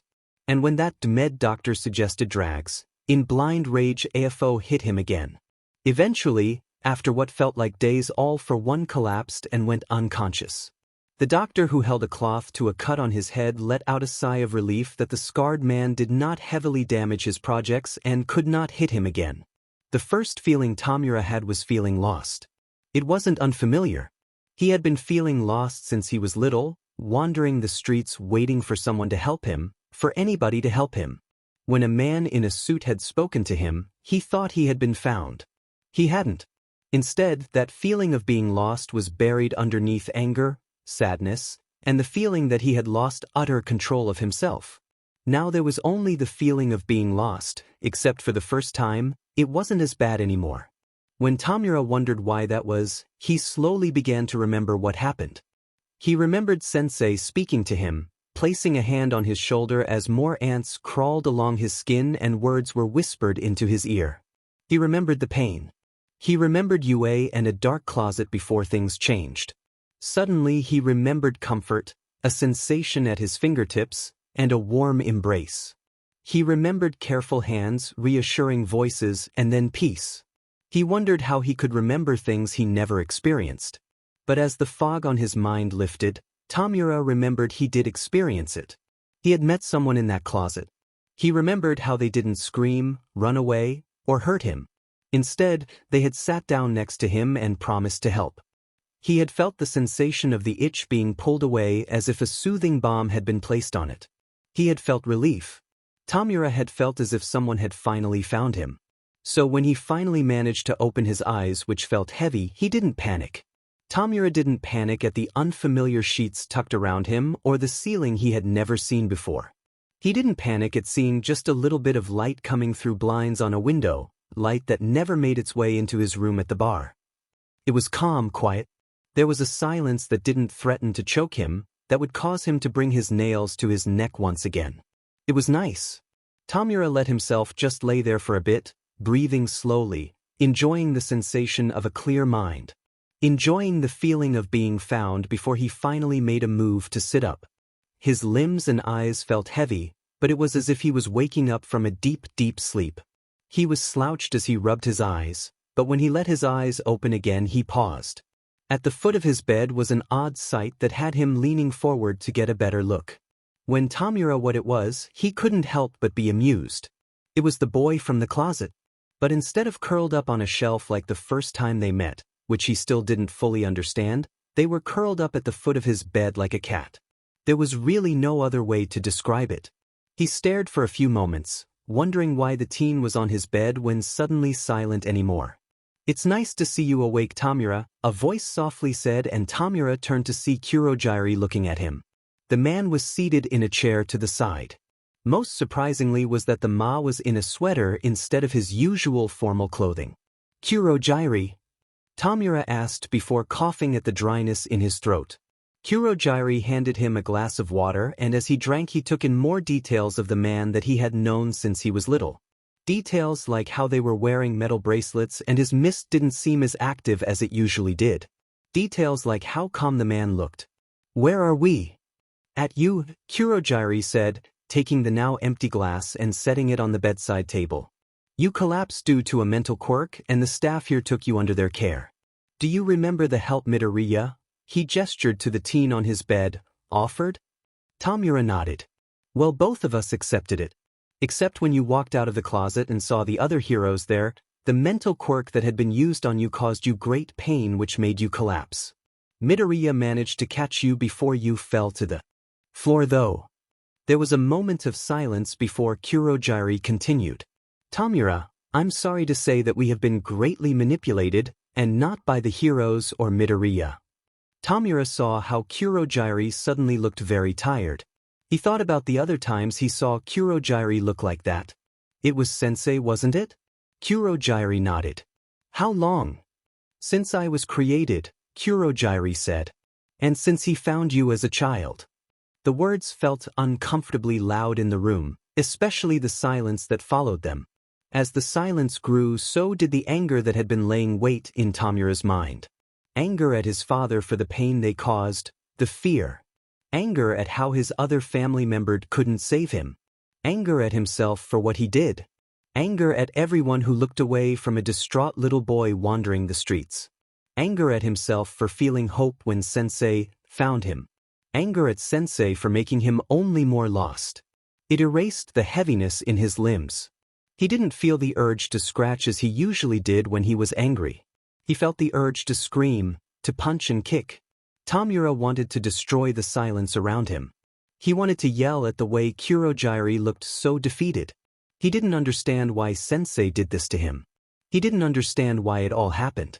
He didn't even understand why he was at UA in such a comfortable bed with an odd but kind teen sleeping at the foot of it. Tamura didn't understand why he felt like he might just cry. He hadn't cried in years. He hadn't cried since Sensei had found him. A sudden movement on his bed broke through the anger though, and he looked up to see green eyes looking at him. Eyes that didn't look at him in disgust or fear. Instead, they looked at him softly. As Tamura felt tears build up in his eyes without permission, Midoriya smiled at him. Suddenly, Tamura found himself being hugged gently but firmly. Green hair brushed against his cheek as arms smaller than his own wrapped around him, warmth seeping into him through the fabric of the clothes he wore. "It's good to see you awake," Midoriya said softly without mentioning how his tears were wetting the back of Midoriya's shirt. It was only for a few seconds, but Tamura let himself feel the hug for every single one of them until Midoriya released him. Then suddenly, they presented a tissue out of nowhere and were off the bed standing on the floor. "I'm going to give the two of you some privacy," Midoriya said before promptly walking out of the room. When the door closed, Tamura looked at Kurojairi in confusion. The man still looked sad but now slightly amused. Let me explain what has happened. For the next 30 minutes, Kurogiri explained how he arrived in the closet, the collapse, the trip to the infirmary, the results of the investigation into their minds, and the decision to rectify it, the practically sadistic choice that Kurogiri, Nedzu, and Midoriya made. He described the principal and the underground hero that had been in their company the most. But the thing Tamura was most interested in other than what had been done to his one mind was Kurogiri talking about Midoriya. Like you no doubt already know, Midoriya is an interesting individual. He doesn't show fear in regard to us. In fact, he is friendly with me and you from the look of the hug he gave you. He seems to have a lot of freedom here in the school and a friendly relationship with the principal, Kurogiri said. He does. Kurogiri nodded. I would assume so with how he spoke to them and how he doesn't seem to follow a set schedule of classes. And I haven't seen any other students who use the vents to travel or be allowed in this room. He uses the vents? Wait, how many times has he hung out with you? He visits almost daily. We listen to music together. Tamura stared at Kurogiri for a few seconds, trying to create the image of him and a teenager listening to music together. He was having a hard time with it, but from Kurogiri's tone, the man wasn't lying. And from what he knew of Midoriya's interactions with him, the hug, he didn't find it hard to believe. Although, Tamura didn't understand why. Kurogiri, Tamura said slowly, why does he act that way? At this, Kurogiri actually laughed, which only threw Tamura off even more. I haven't the faintest clue. The next morning, after Kurogiri convinced Tamura to get some more rest, he woke up to music. When he turned his head, he doubted if he wasn't still dreaming.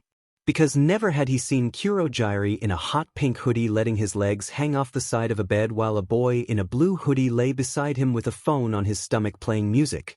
The two seemed completely at ease with each other and Tamura couldn't help but watch as Midoriya was swinging his legs idly off the side of the bed.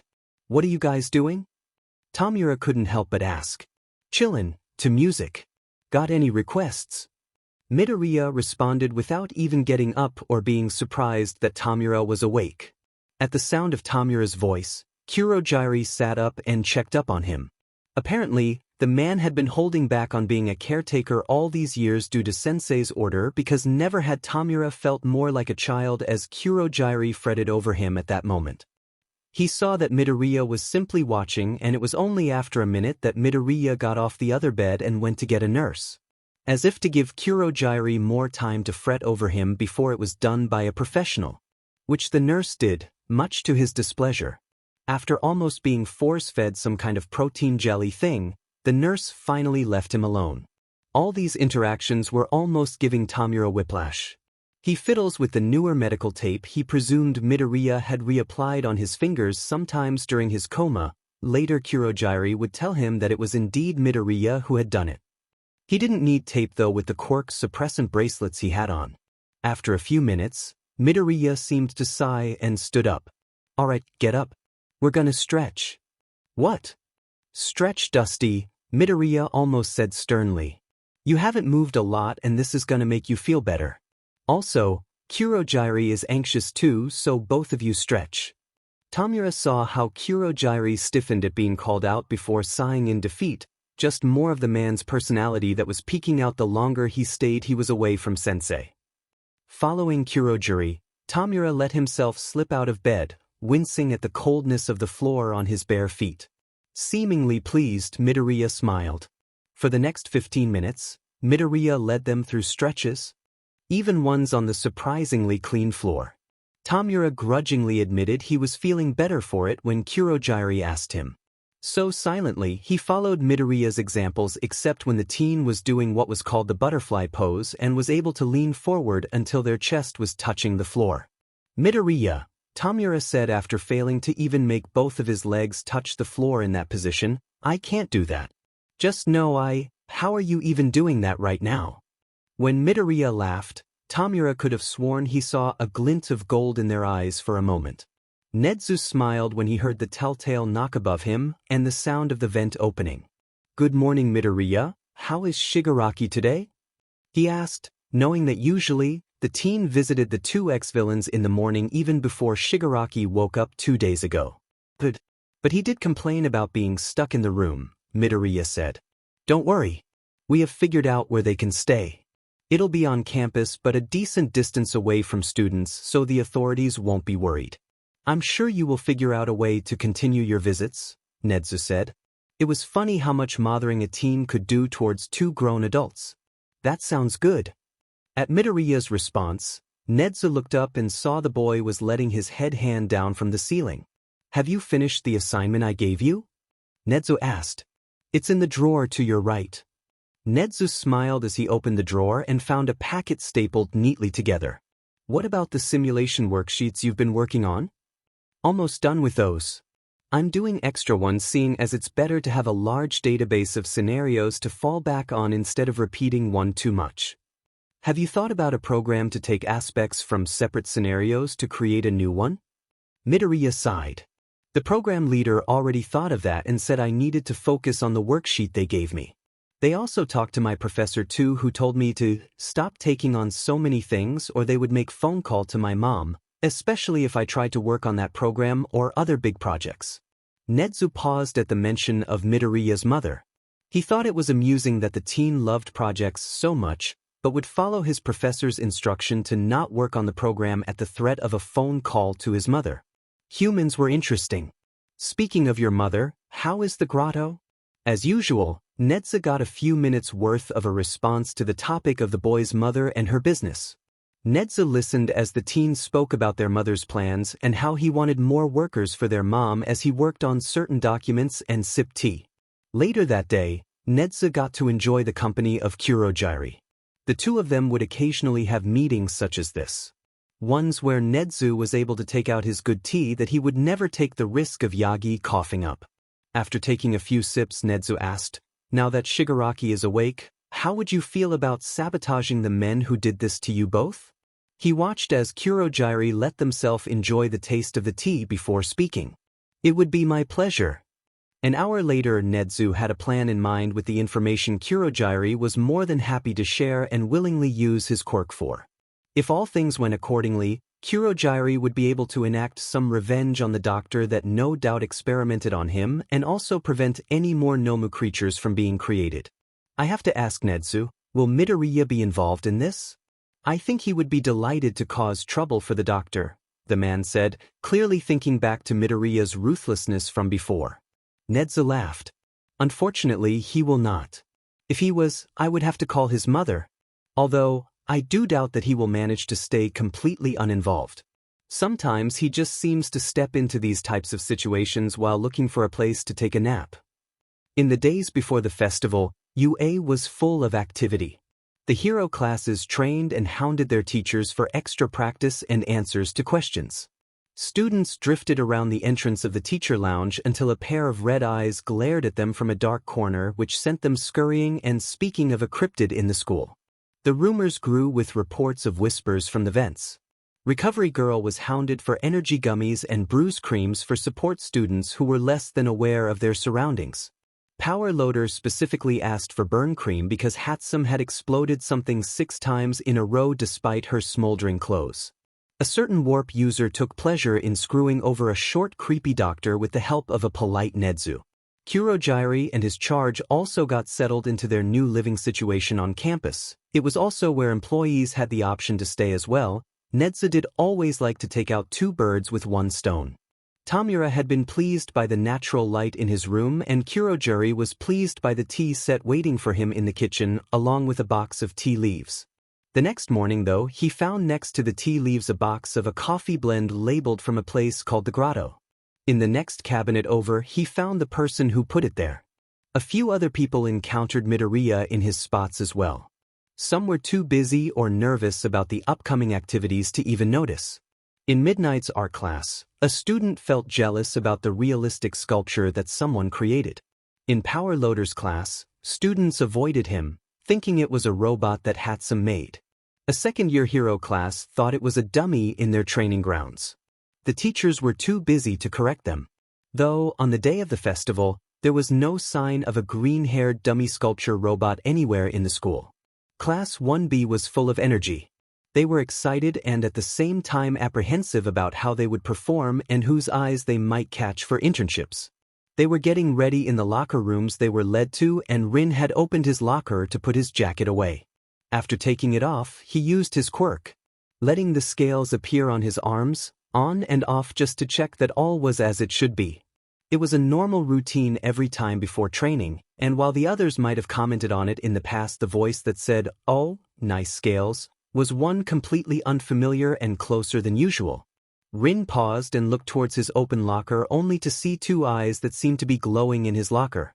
Before he could even respond or get away, Shishida, who was at the locker next to him, yelled and slammed Rin's locker door closed.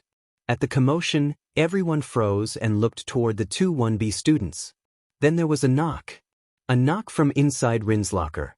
"Can I come out, or am I gonna get hit by the big guy?" a quiet, muffled voice asked. Rin looked at his locker and to the rest of his classmates. Away's mouthed to him, "What is that?" and Rin shrugged in response. He had no clue. Kaibara yelled from his spot, "Who are you?" They all waited for a response. "A student," the voice said. "Oh yeah, and where's your proof?" Kamakiri got ready to run for a teacher if it really was an intruder, but then they all watched as a card poked out of the slits on the locker. Rin quickly grabbed it. It was a UA school ID. The photo showed the boy that they had seen on top of one of their shelves in Vlad's class. Midoriya Izuku, who weirdly enough their teacher had no idea what class he was in, and even on his ID there was no information revealing it. But this meant that they had just trapped another student in his locker. Shishida slammed a locker closed, trapping him in there. Rin cringed as he showed the others the ID and watched as they came to the same realization. Slowly Rin opened the locker, letting light shine on the crouched figure of Midoriya, who looked bored rather than annoyed. Rin handed him the ID and Midoriya took it quietly before asking, "Can I get out?" Rin nodded and watched as Midoriya got out with ease, as if he was used to getting out of tight spaces. Once out, Midoriya stretched before turning to Shishida. His dark circles and tired expression only made Shishida feel a bit guilty. "Is the festival starting soon?" Midoriya asked. Shishida looked to the side awkwardly before responding. "Yeah, in 30 minutes. All right," Midoriya said. Then he turned to see that the other boys were staring at him. Before any of them could ask Midoriya a question, Rin was already asking one. "Why were you in my locker?" "I was looking for a quiet place to relax before the festival started." "And you chose my locker?" Midoriya nodded. "Technically, I don't think it was your locker an hour ago." Rin paused. "You were in there for an hour?" "It's comfy," Midoriya said as if it was obvious. Rin watched as those tired green eyes looked him over. He could feel their gaze on the scales still on his arms. He saw that Midoriya said something, but it was too soft to hear. "What did you say?" "Oh," Midoriya said, moving his gaze to Rin's face. "Your scales. They're a lighter green than mine. It's nice." "You have scales?" Midoriya smiled at his question and moved his hands to lift some of his hair up, revealing his nape and skin behind his ears. When he turned, Rin was able to get a better look, which was when he saw them. They were dark green scales, much darker than Rin's own. He could see how they led underneath Midoriya's shirt towards his back, and how they were also going toward the back of Midoriya's ears. "They're cool," Rin found himself saying with ease. At the compliment, Midoriya simply gave a pleased hum. After that, there was a moment of silence before one of Rin's classmates broke it. No longer able to hold their question back. "Dude, I gotta ask, were you trying to sneak a peek at us?" Rin and Midoriya turned to look at Owaze, who looked a bit awkward at the question but serious nonetheless. Everyone looked to see what sort of reaction Midoriya would have, but the teen showed no reaction. Actually, Midoriya looked a little confused. "Why would I do that?" "I don't know." Owaze sputtered. "There's some real perverts out there, you know." "Oh. Well, I'm not a pervert," Midoriya said. "Then did you come for sabotage?" Another voice asked, and they saw that Monoma had finally chosen to speak. Already the boy looked defensive of his class. Once again Midoriya didn't seem angered by the accusation. "No, you're Vlad's class. I like Vlad, he's nice. I wouldn't do that to him. So if you win, you win, and if you lose, you lose. Simple as that," Midoriya said. At the simple answer, Monoma just nodded in agreement. The others thought it was nice that someone who wasn't in their class liked their teacher. Usually, students always favored their own teachers, although they weren't even sure who Midoriya's teacher was. A few of them were going to ask, but when they looked they saw that Midoriya was no longer in his spot standing next to Rin. Instead, he was on top of the lockers getting into an open vent. How Midoriya got there so quietly and quickly, they didn't know. Then before any of them could ask any more questions, Midoriya was completely inside of the vent, although he popped out his head. "Good luck," he said quietly before disappearing back into the darkness while the vent grate went back into place. Yamada and Aizawa did not look surprised when one moment there was no sitting in between them and then the next, there was a tired-looking teen. Yamada simply continued his announcement, sending smiles at his husband and Midoriya. Meanwhile, Aizawa saw that Midoriya remained silent, but his eyes followed the student's movements. Aizawa had a feeling that the teen's mind was running non-stop despite his outwards appearance. Aizawa also couldn't tell who Midoriya was rooting for. Throughout it all, the teen kept a neutral face. His eyes only slightly lit up whenever something interesting happened. When there was a break, as Yamada spoke about the next event, Aizawa simply watched as Midoriya made his way into the vents again. "Is he gonna be okay in the vents?" Yamada asked, thinking of what could be up there. Aizawa smiled. "Yeah, he's used to them." Izuku was enjoying himself. It was nice to see everyone using their quirks and the crowds cheering them on. There were many ways the quirks were being implemented, and Izuku liked how Mike kept up the exciting energy for the crowds. Though during the break he went to go find a spot to relax, maybe take a nap. The vents were easy to use and always empty, so the chance to run into anyone was close to zero. He was thinking about the different structures of the vents compared to those in the school building when he came across a hot spot. There shouldn't be any hot spots in the vents. Moving forward, Izuku saw a grate and looked down. Below him, he saw Endeavor, and in front of the number 2 hero was his son. His son did not look happy to be there. From what Izuku could hear, it was due to the rude and abusive language the man was using. Seeing as the angry tirade was yet to end and the discomfort in the other teen, Izuku made a decision. Not bothered by the heat, Izuku removed the grate and braced for impact. Shoto stood still in silence, letting the angry words of his father wash over him. The uncomfortable heat grew the longer the man spoke. It was things he had already heard before. Words about pushing him to beat All Might and ensure his legacy as the perfect creation. Words he was tired of hearing, but felt he could not escape. Except, suddenly his father's words were cut off by a green blur falling from above. A second later, the heat from Endeavor's flames disappeared and Shoto looked down to see that Midoriya was sitting on an unconscious Endeavor. There was smoke coming off of Midoriya, but the boy didn't seem to notice. The two of them stared at each other before Midoriya finally spoke. "Are you having fun?" he asked. Shoto narrowed his eyes. "Fun?" Midoriya nodded. "The festival and seeing everyone do interesting things with their quirks. It's kind of fun, isn't it?" Shoto thought about the pressure from Endeavor, but also about his classmates and how excited they had seemed. He thought back to the jokes and taunts they made to each other, even during the actual challenges. How they had smiles. They were having fun. Shoto wondered if he could have fun too. His siblings had told him to have fun in their various texts. But he wondered how he could have with his Endeavor's quirk. Although, his siblings continued to tell him that it was his quirk. Whenever he even called it Endeavor's quirk, Natsuo never hesitated to get him into a headlock and mess up his hair as if trying to scrub that idea out of his head. Meanwhile, Fuyumi had tried to get him to use both aspects of his quirk to help her cook and always thanked him whenever he did. As if sensing his thoughts, Midoriya began to list things Shoto could do with his quirk. Shoto listened as the boy spoke of ice skating rinks, ice sculptures, fireballs, fire blasts, explosions from the rapid change in temperature, steam, ice daggers, ice domes, and a whole other array of things from odd combinations that he had never thought of with both sides of his quirk. And those can be used in fights, but some of the things I mentioned can just be for fun. If anything, I think you'd be able to figure out what other nice things you could do for fun. After all, it's yours. Midoriya finally finished. Before Shoto could respond, there was an announcement that all participants needed to get back to their designated locations. "Seem like it's time for you to go," Midoriya said, getting up from his seat on Endeavor before grabbing one of the man's legs.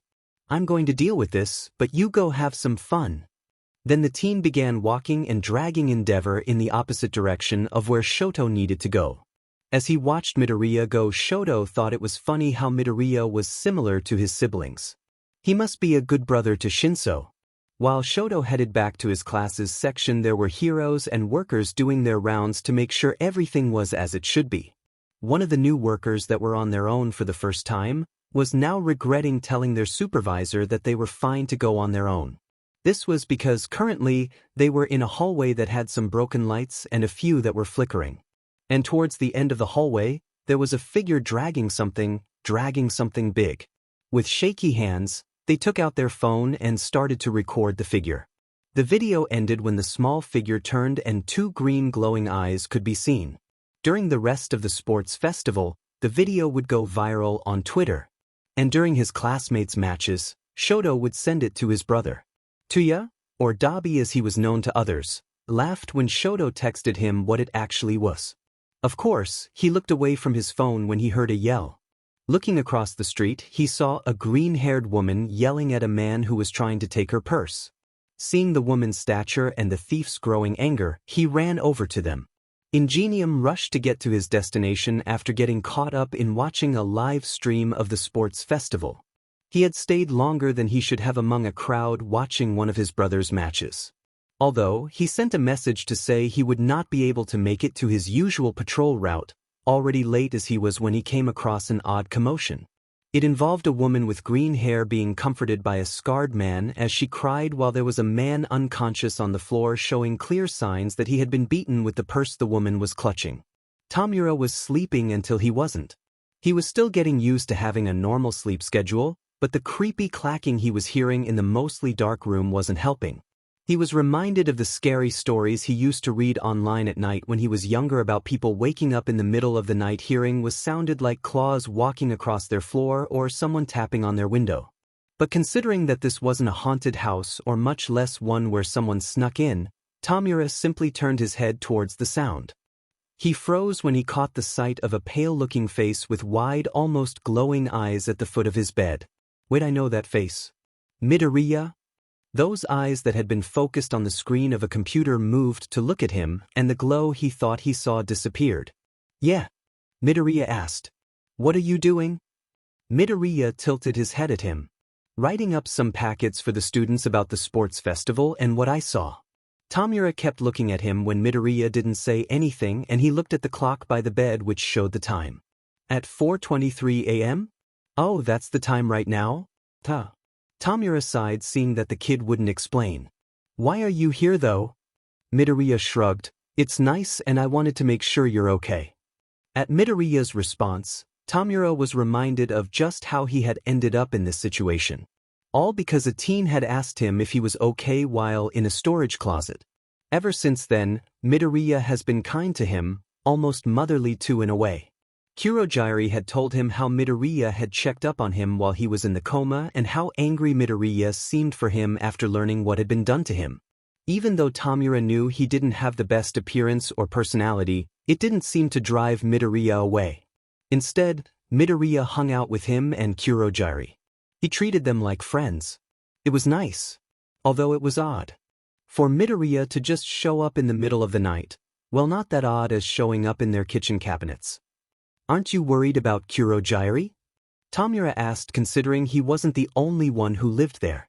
Oh, he's with Chillin his headphones, Izuku said, pointing to his right. Tamura turned to see Kurogiri in cozy clothes with headphones sleeping soundly on a chair, the man still worried after Tamura despite Recovery Girl's clean bill of health. The sight made Tamura want to laugh, still unused to seeing Kurogiri like that. He looked back at Izuku, who had returned to his computer. Those green eyes once again focused in a way that looked so different from their almost closed appearance. Tamura hummed to himself, thinking over his new circumstances again and the person who helped him get there. He laid back down and turned to go back to sleep. It was to those pleasant thoughts that he let himself slip back into the gentle hold of sleep. The next few days followed the same pattern. At least once a day Midoriya was in their living space, eyes glued on a screen, typing. At one point Tamura couldn't hear the typing anymore, and when he looked he saw that Midoriya had installed a new keyboard. When asked, Midoriya said that his mom got it for him after pointing out the noise they made.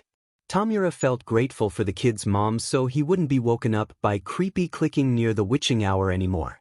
Eventually, though, Midoriya made his usual appearances at the school. The vents were welcoming as ever for their traveler. Voices and conversations from down below floated up into the vents, giving their traveler a peek of what was the topic of today. Going over several classrooms, Izuku could hear idle chatter as the students waited for their teacher to come in.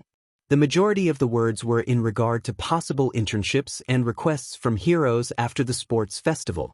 But oddly, Izuku heard snippets of the words cryptid, video, and a dead body. Izuku wondered if he should check a long-abandoned account he had on Twitter to see what the fuss was about, but pushed the thought to the side when he heard a distant explosion travel down the vents. He had wanted to check with Hatsum later that day. Apparently, she was going to be working with small robots. It should be a small enough project that no one would bother to call his mom about. Izuku continued making his way through the vents. Unbeknownst to Class 1A about their overhead traveler, other than Jairu and Shoji, the students continued their discussion about the viral video. Wait, Siro, have you seen the video of the cryptid of UA? Siro twisted in the seat to look at Kaminari. Cryptid of UA? Yeah, there's a video of something dragging a dead body through the hallway, Kaminari said and pulled up his phone to show the video. A few of the others crowded over it as he pressed play. They were silent as they watched someone drag something big, Siro's eyes widening when the thing turned and glowing eyes were seen as the person who took the video cursed and ended the video in panic. So where do you think the dead body came from? Kaminari asked. Before any of the others responded, Todoroki's voice cut through the air. He wasn't dead, only knocked out, he said bluntly.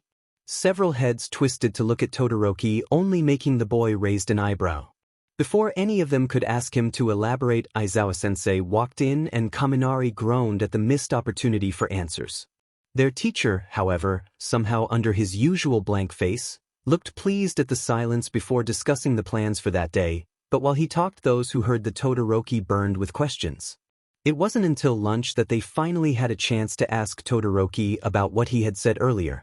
Kaminari almost skipped his way with his food to the table where Todoroki was eating. Though his mission to ask a question slipped into apologizing when he spilled some of his food at the way, he almost slapped it down on the table in excitement. Meanwhile, Mina and Siro, who followed, only snickered and took their seats.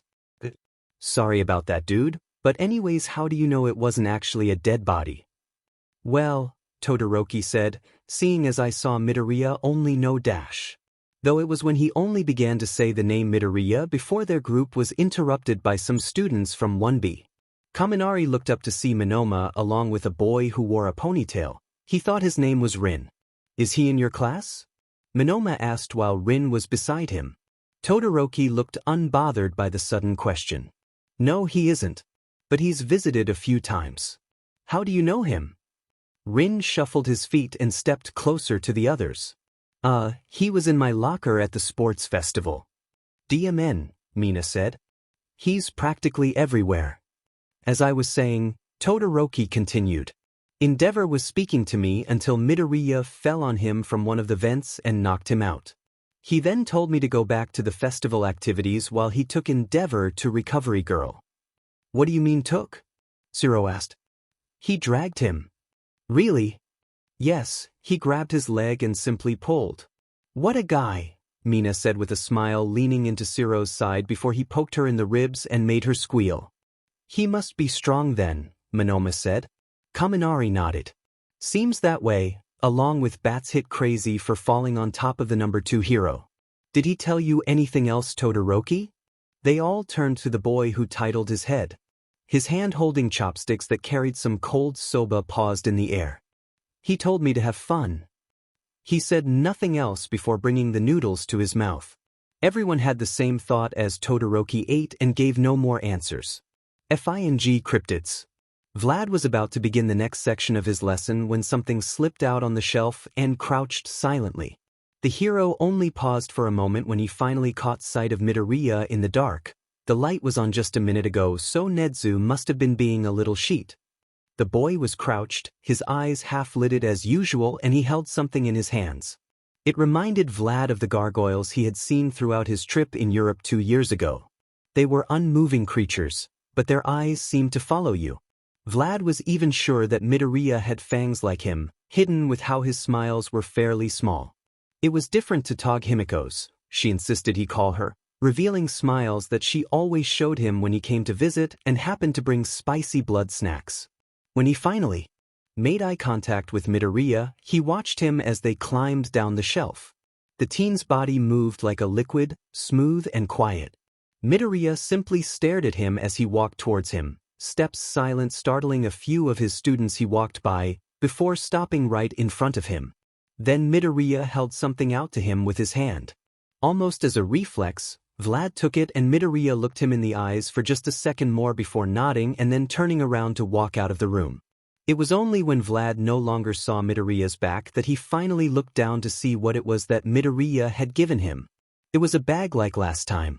It was red, with a green ribbon. But this time the red had white polka dots decorating it. Like a strawberry. Later when he was packing up his things, Vlad would find a pile of packets on his desk. Apparently one for each of his students, and a quick scan showed that it consisted of an analysis of their quirks along with suggestions for things to work on during their internship week.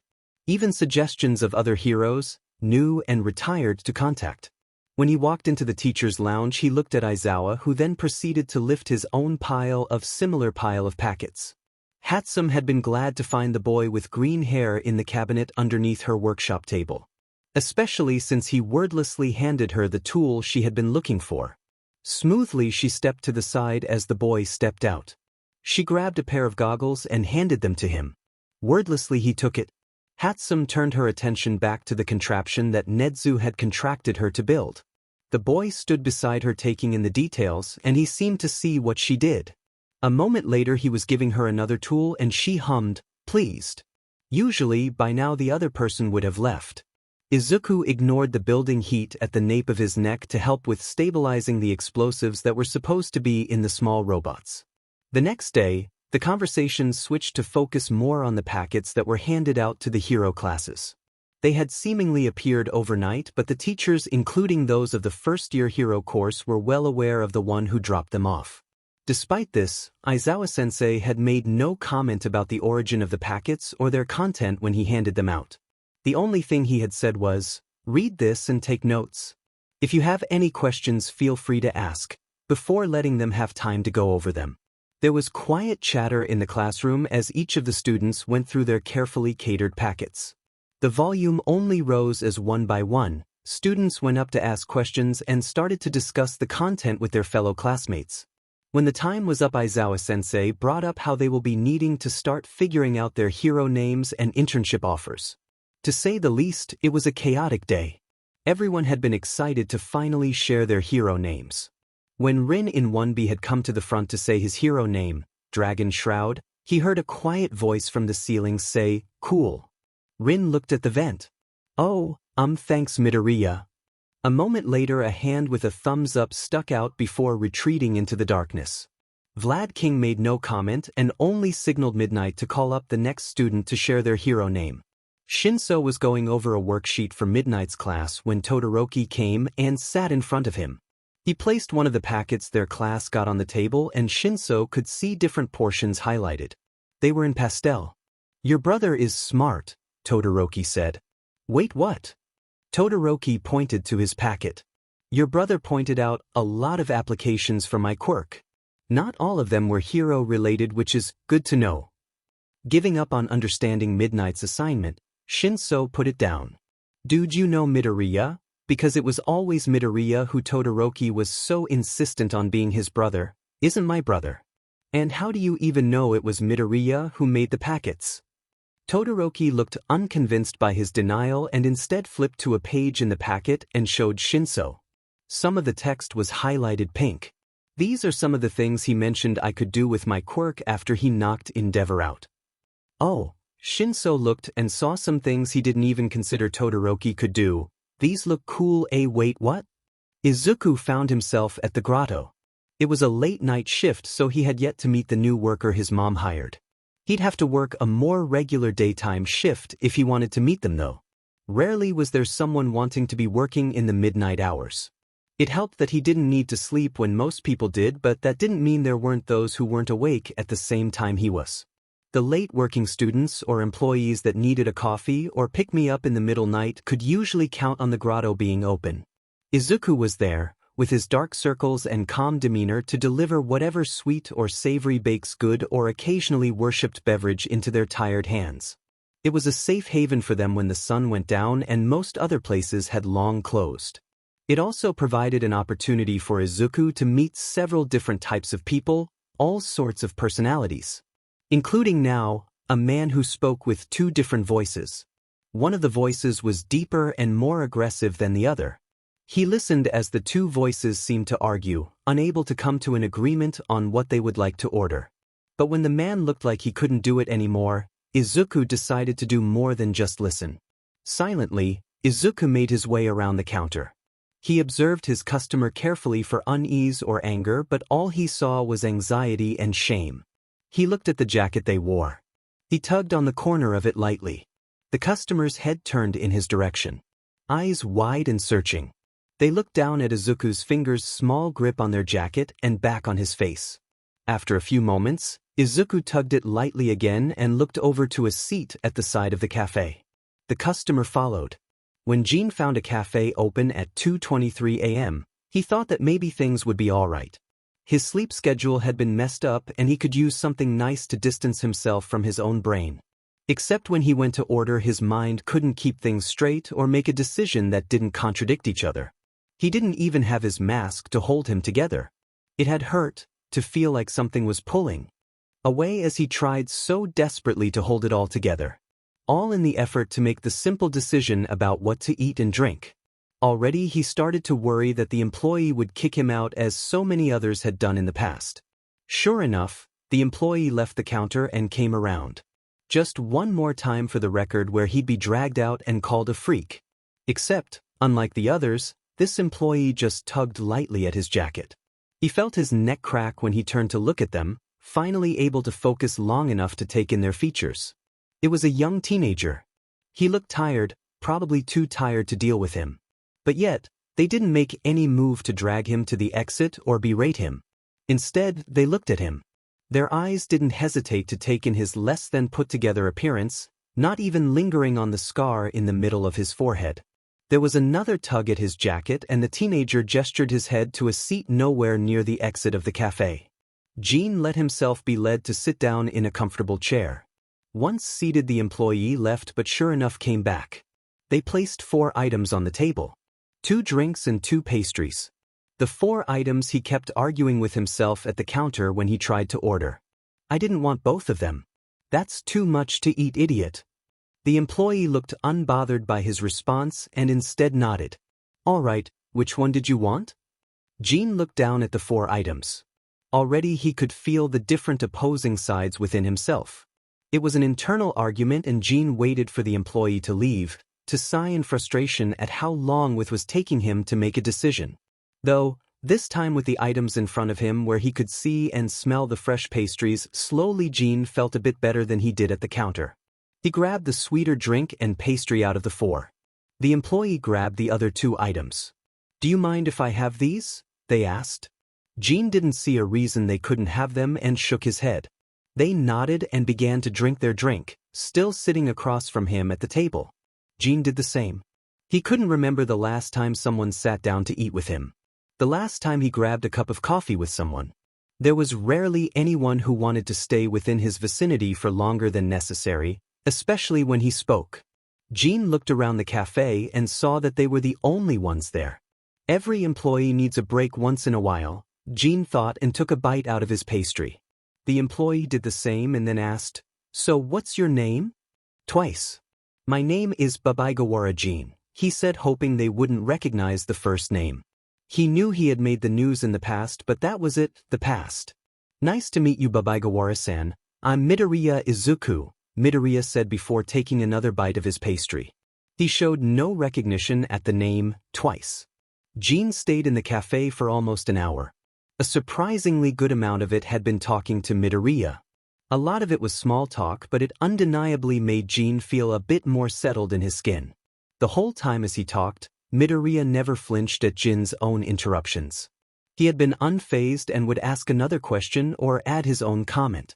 Even though he looked like he should have been sleeping instead of working, Midoriya looked comfortable sitting across from him and just talking. When Jean finally left, Midoriya had said to come back any time. Jean actually believed he meant it. Izuku looked out the storefront into the night. He had a feeling that no one else would walk in but stayed at the counter and pulled up his seat as he took out his computer. When he opened it, he saw the document he was working on still there and he started to type again. He drank some water and ignored the heat at the back of his neck.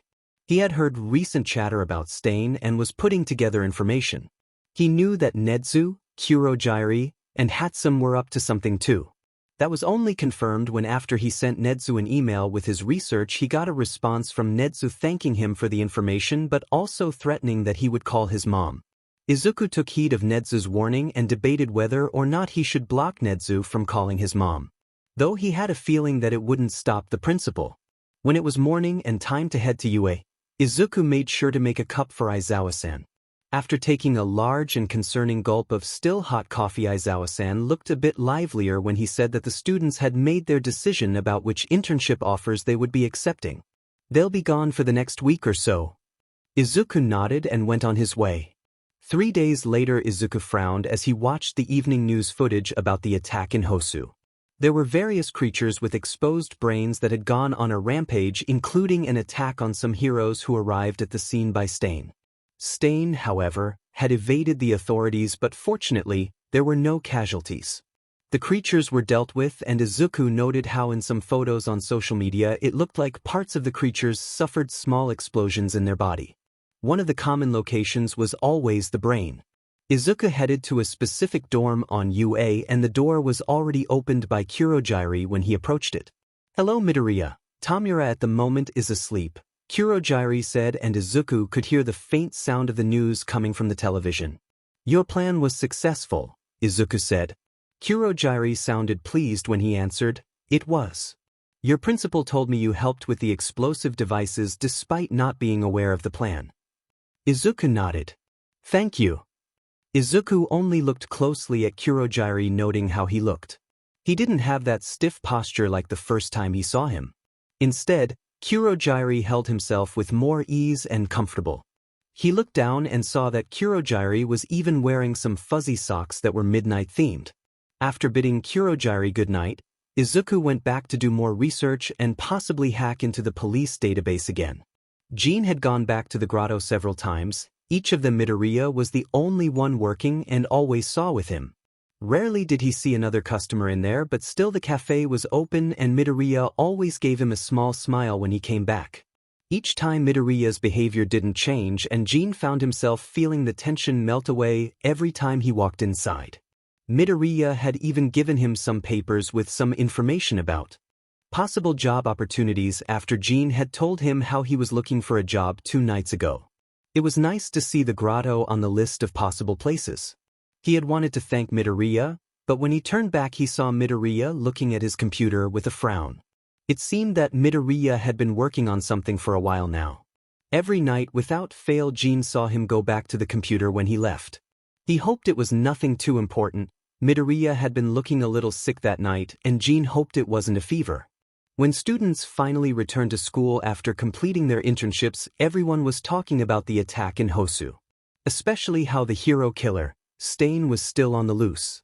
There were also many different rumors and theories about where the creatures with the exposed brains had come from. Other than that, the other topic of conversation was the different things they had done in their internships. "See, that's so cool," Kirishima said after Tsi finished her story of how she helped Selkie and their sidekick Sirius apprehend some stowaways. "Tetsu and I helped out clean a park with fourth kind, which was not as dangerous, but it felt good." The two of them kept walking down the hallway and Tsuyu told Kirishima, "Aizawa-sensei says being a hero is more than just action. Cleaning up parks matters too." Kirishima smiled and sighed. "I know, it's just dash." A scream cut Kirishima off and the two of them looked to see Kaminari run out of a classroom, almost crashing into Kirishima. An electric spark went through Kirishima at the contact. "Ah shit, sorry," Kaminari said, stepping back from him. "Nah dude, it's fine. Were you the one that screamed?" At the question, Kaminari's eyes widened and he leaned in close to Kirishima and Tsuyu. "Yes, don't tell anyone. But I found something and it hissed at me, so I screamed." Perfectly normal response. "What was it?" Tsuyu asked, and she looked past Kaminari's shoulder to the room he came out of. Kaminari shrugged. "No idea." Kirishima looked at Tsuyu and smiled before doing the same to Kaminari. Kaminari sighed. "Dude, seriously? Things that hiss usually mean a bite or something painful will follow." Kirishima put his hands on Kaminari's shoulder and hardened his skin. "Don't worry, I'll protect you. Come on, let's go." With that, he walked towards the room Kaminari came out of. Apparently, it was one of the rooms for the costume design department. When they opened the door, nothing happened and all they saw was a dark room. Kirishima at the font reached to flip the switch for the light to turn on, but it didn't, which was odd. Tsuyu brought up her phone with the flashlight feature while Kaminari stood next to her holding up his phone too. They moved the light around looking for whatever it was that Kaminari heard hiss. "Do you think a snake got loose?" Tsuyu asked. "We could get Koda." "It wasn't a snake," Kaminari said. Kirishima looked back at him.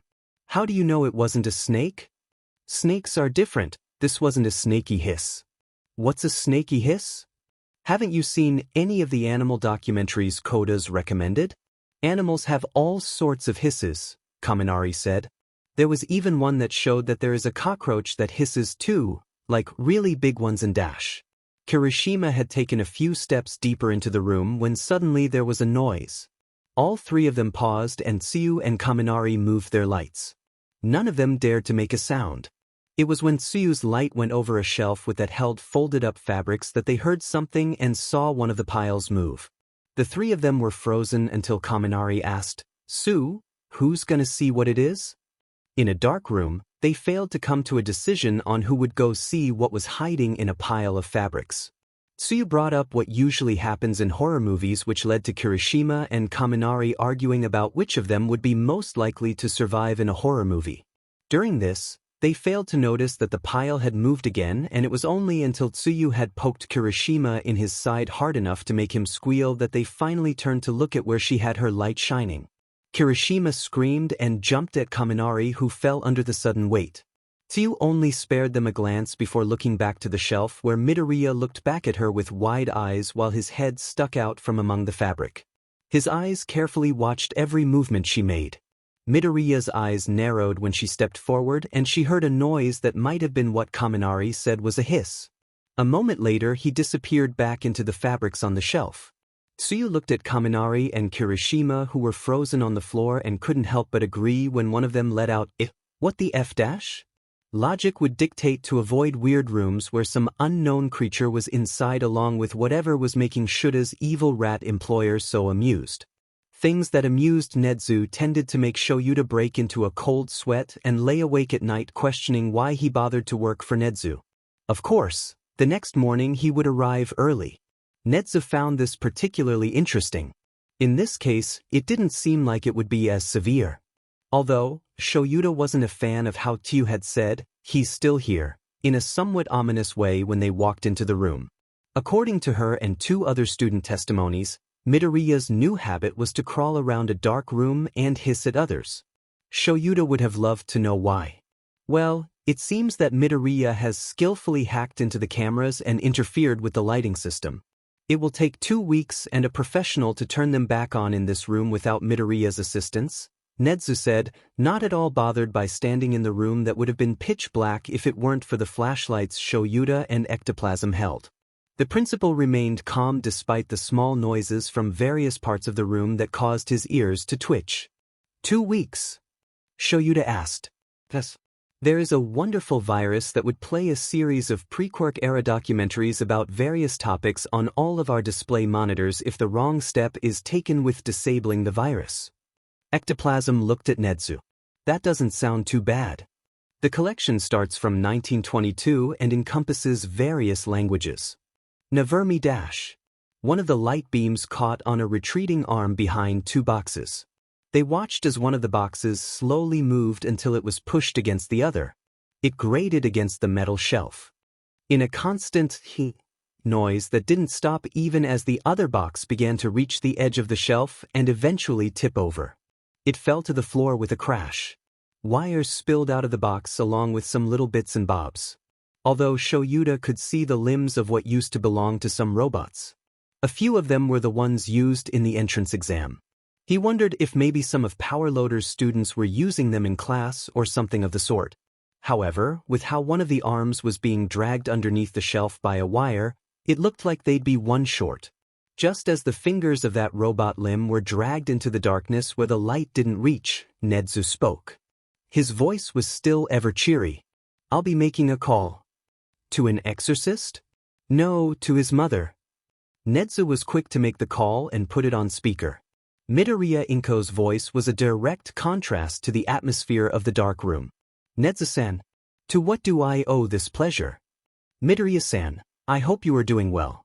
I'm simply calling about your son. It seems that he's displaying some odd behavior and I believe is having what you would call an episode." "Oh, can you just describe it for me?" Midoriya-san asked still kindly. Her voice was the only sound in the room and Shoyuta could swear that he saw eyes low to the ground from under a shelf looking at him in the corner of his eye. "He's currently sequestered in a dark room where we have a variety of things in storage. The lights and cameras have been deactivated. The eyes disappeared. And 3 of our students reported that he hissed at them while on a shelf before retreating." Shoyuta felt a tug on his scarf and looked to see the fabric leading down his side and towards another set of filing cabinets. "He's also currently pulling away one of my employees' scarf." The tug didn't waver and Shoyuta was reminded of an unwinding string. He didn't feel inclined to stop it. There was a laugh from the phone and when Midoriya-san spoke, she still didn't sound concerned. In fact, she sounded amused. "Yes, that's an overheating episode. I'll call my husband and he can come to the school.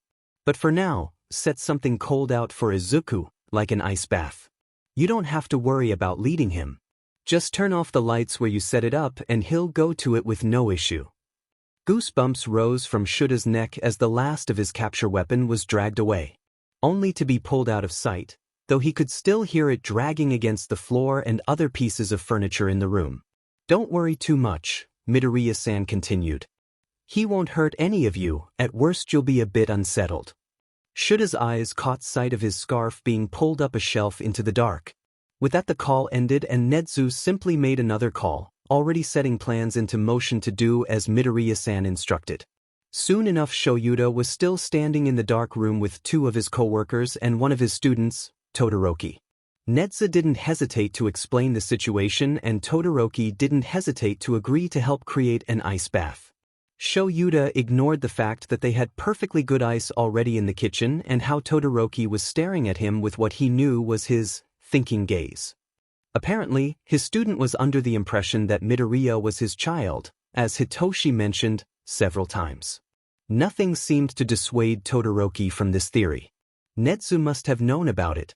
Ectoplasms shifted with his flashlight and suddenly there were eyes right behind Todoroki's shoulder.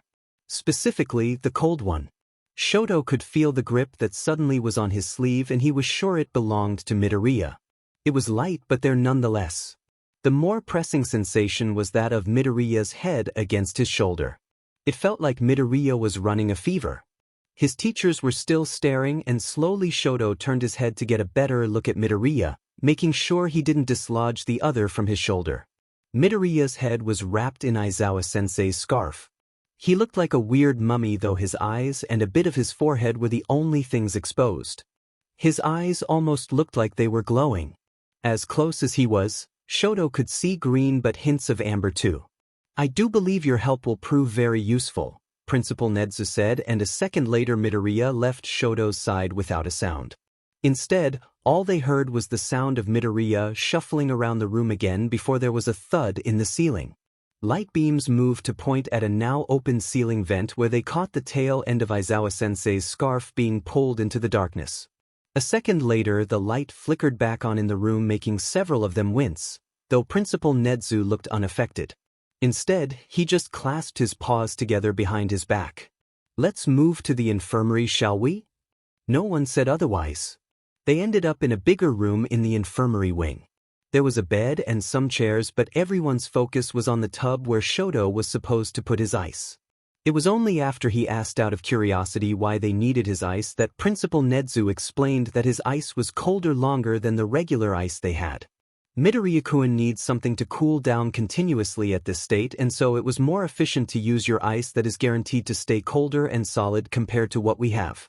Also, we can think of this as a learning opportunity for you as well, which I'm sure your teacher will appreciate. Shoto didn't point out the glare his sensei was sending towards the principal. It was unusual to see the man without his neck and shoulders covered. Instead, he just focused more on his ice. It was easy to make, and he did try to make it specifically to be colder. It was only a few minutes later that he was finished, and they put water into the tub. Then all that had to do was wait. A minute later, the lights went out in the room. It took a while for his eyes to adjust to the sudden change, but it was enough that he saw something come down from the ceiling. It was unsettling how he could see it reaching the floor, but couldn't hear a thing. Then a larger figure that had to be Midoriya dropped down, still silent as ever. But the longer he looked, the more unclear it became in the dark, and Shoto couldn't tell where Midoriya was in the room anymore. Another minute and the teachers spoke softly to each other in a questioning tone. Suddenly there was a sound behind them and they whipped around, finally flicking on the flashlights, but nothing was there. When they turned back to where the tub was, they could see the water and ice moving unlike before. On the floor next to the tub was Sensei's scarf. The ice moved and Shoto se in a breath suddenly. There peeking out of the water was Midoriya, his dark hair wet and plastered to his forehead, and his eyes wide open staring right at them. Hisashi was very glad that he always made sure to answer Inko's calls. He still remembered the way little Izuku looked at him when he had gotten home but missed a call from her earlier that day. It was a look that kept him up awake at night. It was only after Inko talked to Izuku that Hisashi could sleep easily again. But still, never again did he miss a call. Which meant he was used to what other fathers could say was an unusual phone call. They certainly weren't expecting a call that their kid was hissing at people, but it barely fazed Hisashi. He only packed up his things and shook his head. However, he had to admit he was curious as to how the UA faculty and students were handling Izuku during one of his overheating episodes. Hisashi thought it was relatively easy to handle him, but Inko told him that others would have a different opinion. He still didn't get it. Kaminari, Shiro, and Todoroki stared at Midoriya as he stared back at them from his spot underneath the water of the tub. His eyes were still the only things peeking out of the water. Tsu had said he looked like a crocodile before leaving them when she had stopped by. Shiro leaned towards Todoroki, Midoriya's eyes tracking the movement. He legit has not said a word and just keeps staring at us. What do we do? Todoroki, in lieu of a response, just began to move his upper torso in a circle while remaining standing in the same spot. Midoriya's eyes tracked that movement. A moment later, Kaminari and Shiro copied what Todoroki was doing. It was a break time at the moment and they had snuck in, though Todoroki said that if it was easy to get in, then it was probably because Sensei and the principal didn't see an issue with it. So there they were, moving in circles, seeing how Midoriya's eyes followed them. "Dude, do you think he's getting dizzy or something?" Kaminari asked when more than a minute had passed and still his eyes followed them. "Oh no, he could go on like that forever," a deeper unfamiliar voice answered very closely to Kaminari, who proceeded to scream and jump right into Todoroki's arms. Backing up with Kirishima in the front with his arms hardened and Todoroki in the back, a secure grip on Kaminari, they looked at the man who had spoken and somehow got inside the room without them noticing. He was a tall, muscular man. He had dark green curly hair and there were light freckles on his face along with what looked like dark green scales on his cheeks and under his eyes. They crept towards his ears and down his neck where they couldn't see, covered by the jacket he wore. Then there were his eyes. They looked like amber and it reminded them more of a predator than a man. When he smiled, it was with sharp teeth. "Izuku, what did you do this time to get like this?" Finally, Midoriya reacted and they saw how his eyes narrowed at the man who only laughed in response. He stepped closer to the ice bath, a hand reaching out. Kirishima was about to step up when Midoriya's hand shot out of the water and grabbed it. Unlike how they flinched at the sudden movement, the man didn't even react. only moving closer and sitting on the floor outside the tub while Midoriya still held onto his hand. With the two close, the family resemblance was even more obvious, yet Todoroki still whispered to Kaminari, "Still think he's Aizawa-sensei's son." Kaminari, who was still being held by Todoroki, sputtered, "Dude, that's his dad right there." Todoroki looked at the man who was leaning his head onto the tub while Midoriya slowly dragged his hand into the cold water. He shrugged. The man laughed. The infirmary had a new resident. A fact that Ryo Inui, Hound Dog, would have appreciated being told earlier rather than later, considering the scare he just had in the infirmary. He never did have heart problems, but the slight scare of looking into an empty infirmary only to be met with two lights looking back at him when he shined his flashlight around. Ah yes, young Midoriya Izuku will be there in an ice bath while he recuperates. His father said it was best. Nedzu explained when Ryo had burst into his office. Ryo growled in frustration. "Tell me next time, why don't you? I need to know these things." Yes, Nedzu said, but Hound Dog just resigned himself to having to be on the lookout for the next thing Nedzu would pull just for his amusement. Ryo had been called several times since the beginning of school because of Midoriya's many sleeping spots. Even if the kid had blanket permission, he still didn't understand how they could fit and comfortably nap in certain spaces. He had to console 4 students already that, no, they actually did not come across a dead body. And no, he was not gaslighting them. It was only a matter of time before parents called. Ryo didn't need any more work.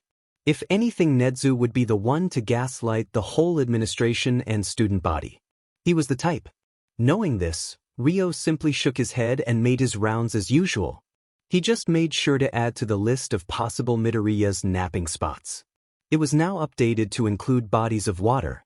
The kid wasn't a bad kid at all, even if he had scared the shit out of him. Ryo had little notes that showed that Midoriya was actually a bit of a fan of heroes. A couple of the others had gotten notes like that too. Aizawa seemed especially smug whenever someone brought it up, even if no one could actually tell unless Hizashi pointed it out. How the two ended up married, Ryo didn't know, and he was perfectly happy with that. He didn't need to get involved with them more than necessary. He still remembered consoling a few people that, no, they hadn't found a dead body when they came across Aizawa in his sleeping bag, or that, no, that is not an undead zombie, when Aizawa would proceed to rise up, still in the sleeping bag. Now there were 2 of them. Despite the at times unsettling appearance, Izuku did get visitors. Todoroki came around to refill the tub with more ice and check the temperature at Nedzu's request, and while he did that, Izuku stared with wide eyes at him from just above the waterline. Though Todoroki didn't mind, it gave him the perfect opportunity to share a few of his theories. Such as explanations for Hisashi Midoriya's existence and the interesting yet complicated dynamic he had with Izuku's biological father, Aizawa-sensei, of course. That along with the underground rumors of a centuries-old figure who would take your quirk away if you were unworthy. Oof, a lot of people dismiss it as a simple bedtime story to warn kids about controlling their quirks and not misbehaving, Todoroki said. Maybe sensei told you stories like that when you were growing up? Izuku responded by grabbing one of the large ice blocks and submerging himself entirely underwater. When Izuku rose up again, Todoroki had gone, though he left behind a substantial pile of ice much to Izuku's pleasure. Anyone who passed by Todoroki in the hall would confidently say that Todoroki looked smug. Tamura was used to being the one visited by Midoriya, not the other way around. It felt wrong not to wake up in the middle of the night to see the younger teen at the foot of his bed with light reflected in his eyes as he typed away at his computer. Or the lack of music that Midoriya would play while lying on the bed with Kurogiri either next to him or sitting in the chair to the side. They reported he was fine, simply a quirk drawback and of overwork, Kurogiri told him without prompting, not that he needed to. Kurogiri always knew when Tamura was restless. He needs sleep. His quirk makes that quite difficult. Tamura grunted and checked that his handheld game console was still fully charged. Kurogiri had mentioned earlier that while Midoriya was fine, he was a bit unsual and nonverbal. Usually, Midoriya did the talking or showed things on his computer, but most likely the roles would be reversed this time. Which should be fine, but still Tamura wasn't a big fan of the sudden change. He certainly hadn't been expecting someone to be in the infirmary beside Midoriya either. There was a man with dark curly hair. His back faced them while his hand or possibly arm was in the water. "You must be Dusty and Kurogyri." The man turned around with a sharp-toothed smile. "I'm Midoriya Hisashi, Izuku's dad." "Nice to meet you. You can just call me Hisashi if you want." When he turned around, Tamura could see the family resemblance and where Midoriya got his freckles. However, the demeanor in which he held himself, the bright eyes, and wide smile was unlike Midoriya, along with how energetic he seemed. His voice was louder than what he would have expected. In fact, Midoriya's demeanor matched more of Aizawa-san's. Kurogyri, in place of Tamura's stare, stepped forward with his own greeting and introduction. "Has Midoriya-kun spoken of us?" Hisashi laughed. "Don't worry, I've heard the story and have a good impression. You're basically family from what I've heard from Izuku." Kurogyri almost flickered at the word, but he didn't falter while Hisashi continued happily telling the two of them of Midoriya and his apparent fondness of them. They knew that they were very grateful Midoriya and he was friendly. Probably even considered them friends. Even going far as being merciless when it came to the consequences for the person who had used a quirk to mess with Tamura's mind. But for Midoriya's dad, Hisashi, to say in no uncertain terms that they probably meant something more to Midoriya was unexpected, but not exactly unwelcome. Tamura found it hard to hate that he was found in a closet by a weird kid. "Did I have a video game to show him?" Tamura offered, hoping to brush past the heartwarming discovery. Much less right in front of Hisashi. Hisashi smiled before wincing as he moved. "Oh, that's great, buddy. It's just gonna take a minute before Izuku will come up again." His arm suddenly moved deeper in the water with a surprised grunt. "Are you unwell?" Kurogyri asked, taking a step forward. Hisashi waved them off with his other hand. Just Izuku has a real good grip and I think he's a bit upset at me about something." As he said this, the man winced and suddenly the water turned just the tiniest bit red from where his arm was submerged amidst the ice. He sighed. "I already said I was sorry. Your mom wasn't even upset," he said towards the water defeatedly. After a few seconds, a head slowly emerged from the water and ice. A pale face with wet hair almost completely covering it came up, revealing to Tamura the white of Midoriya's teeth biting into partially scaled skin. Sharper teeth than Tamura expected, but made sense considering those Hisashi had. Midoriya was still glaring at his dad through the wet plastered hair on his face. Holding eye contact, Midoriya bit harder, causing more blood to well up. I know, Hisashi said, reaching out to move Midoriya's hair behind his ears and out of his face. "I'll make it up to her this weekend, okay?"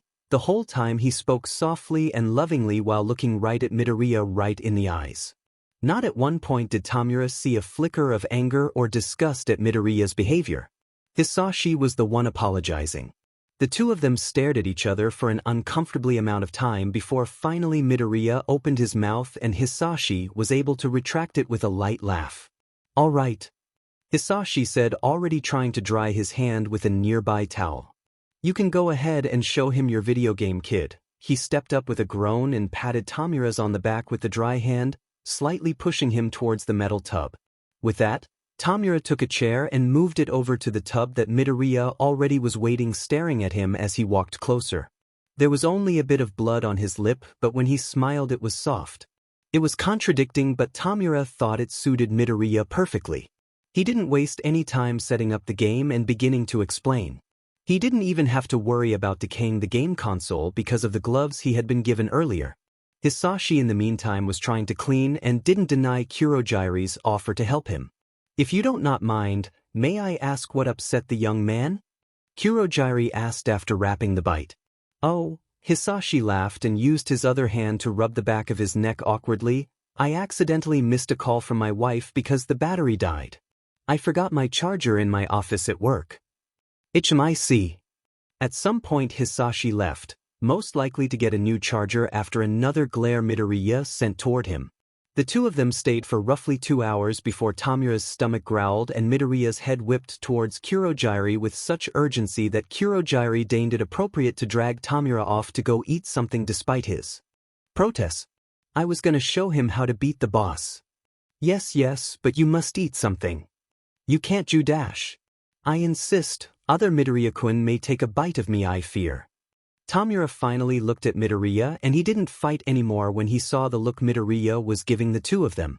Once they were a decent amount of distance away from the infirmary, Tamura couldn't help but whisper to Kurogyari, "Was it me or was that really creepy?" I think you would find no one to disagree. Shoyuta was already letting himself slump deeper into his capture weapon with all the rumors and whispers going around about the possible creature in the infirmary. Tetsu from Class 1B could have sworn that there was a crocodile hiding in the infirmary. Shoyuta knew that Nedzu knew about the rumors as well and was doing nothing to decrease them. In fact, it may have been possible that he was trying to increase them solely for his amusement, which honestly was nothing out of the ordinary when it came to the principal. He had to get his fun from somewhere, and this was the safest way without jeopardizing the way Japan was run at the moment. Not that Shoyuta didn't think Nedzu still had something in the works for the government, it'd be concerning if he didn't. Either way, Shoyuta minded his business and let himself into the infirmary quietly. He let himself smile softly at the sight of Hisashi signing something to Midoriya and was relieved when Midoriya's hands rose above the water and signed something back. They had been warned that Midoriya would be nonverbal for a bit, but at least they knew he could sign. That and from the bandage on Midoriya's dad, Hisashi's, as he insisted to be called, hand, Midoriya was not afraid to draw blood if needed. Though in Shuta's opinion, missing a phone call didn't particularly qualify as a biting moment. Hisashi though was insistent, "Really, it was my fault. I should have made sure to have the phone charged. He's been like that ever since he was little and it could have been important," he said. The Midoriyas were an interesting family to say the least. "Did you bring the goods?" Hisashi called out and Shoyuta huffed in amusement as he walked forward. He tossed a small package and Hisashi caught it with ease before handing it to Midoriya. It was a jelly packet. One of the flavors Shoyuta actually liked. "How did you know he liked that flavor?" Shoyuta asked, considering Hisashi typically left his favorite flavors alone. "Oh, Todoroki told me that children will sometimes have the same preferences as their parents," Hisashi said with a sheet-eating grin. Days passed and slowly Izuku went from only signing to making verbal sounds and eventually answering a few questions. It was a relatively slow process and a few of the administration grew worried, but Hisashi and Inko reassured them that it was expected and Izuku was doing rather well. Eventually, he was completely verbal but still spent most of his time in the tub. One visitor came by, as he usually did, but this time Shoji came because of a slightly dislocated shoulder. "I heard you were clinging to Todoroki. Am I being replaced?" Shoji asked with a raised eyebrow, but the other arm had a smiling mouth. Izuku smiled and rested his head against the metal side of the tub closer to Shoji. "That would be a crime, Shoji." Shoji leaned forward. "If anyone was to break a law, it would be you." Izuku huffed, blowing some bubbles in the water before he said, "I bet my money on Ida. He'd kill a man if given the chance, I just know it." Shoji laughed. "He'd be horrified if he heard you say that." "Because it's true?" Izuku asked while teasingly looking at the shoulder that had been dislocated because of a training accident with Ida. Shoji reached out a hand and ruffled Izuku's hair with a towel. "Find out once you're better. And I already told you how many times he apologized. I was worried he'd end up stuck bowing with how many times he did it. Todoroki would say it is the perfect cover." Shoji shook his head but distinctively did not say anything to deny it. It was amusing and Izuku welcomed the more little tidbits that Shoji shared before he eventually had to leave. He had a few other visitors too, mostly peeking ahead in quickly before having to get back to class and other things. Tamura kept coming with different games to show him. He had been more than pleased when Izuku had given a tip after being nonverbal for a bit. Tamura hadn't even made a big deal about it, too focused on finally beating a boss in a fight that was known to be unfairly glitchy despite the new updates promising to fix any bugs. It made it harder for Kurogyari to draw the two of them away from the screen. Kurogyari didn't hesitate to tell the two of them they needed to limit their screen time to a healthier amount in the future. He continued to do so when Tamura tried to convince him when he was once again dragged away to actually eat something. Izuku so helpfully submerged himself in the water when Tamura asked if he was on his side. The playfulness and lack of him reaching for his face was reassuring when it came to Tamura's health. Kurogiri had visited a few times by himself, giving small updates to Izuku along with offerings to listen to music. Kurogiri always looked a bit more at ease after those visits too. Eventually, Izuku was able to be out of the tub for longer periods of time. The nape of his neck didn't feel as hot as before, and he didn't feel so bothered by the lamp on in the room. Though slowly the light would make his jaw tense and his eyes squint while he wanted to get further away and hide, and he'd have to retreat back to the water and ice that would soothe the heat. He was just about to get back in when the door opened slightly and Ojiro walked in. "Oh, Midoriya. How are you okay? I thought you had to be in the tub?" Izuku's eyes trailed Ojiro for any signs of injury and found none. "Ya just gotta go back. Am warm again," he murmured as he slid back into the tub, sighing in relief at the cold water. Ojiro came closer and took a seat beside him. "Any pain?" Izuku shook his head. There was a discomfort and a slight haze to the mind. But there wasn't really any pain. Usually, there might have been a headache if it got particularly bad, but this time was actually doing fine. He wondered why. What had been different from other times? What factors had changed? It would be good to note it down for the possible next time it occurred, though he'd have to make sure to look over the trickle of cold, blissful water at the top of his head. Over his nose interrupted his thoughts. He reflexively closed them before opening once the water stopped. Ojiro had paused with a small cup in hand. I thought it was time to return the favor, and you seemed a little lost in your head. Shoji told me I should probably watch out for that. He usually ruffles my head." Ojiro smiled. "Yeah, well, I'm doing 2 birds 1 stone. He dipped the cup in the tub again and looked at him with a questioning gaze.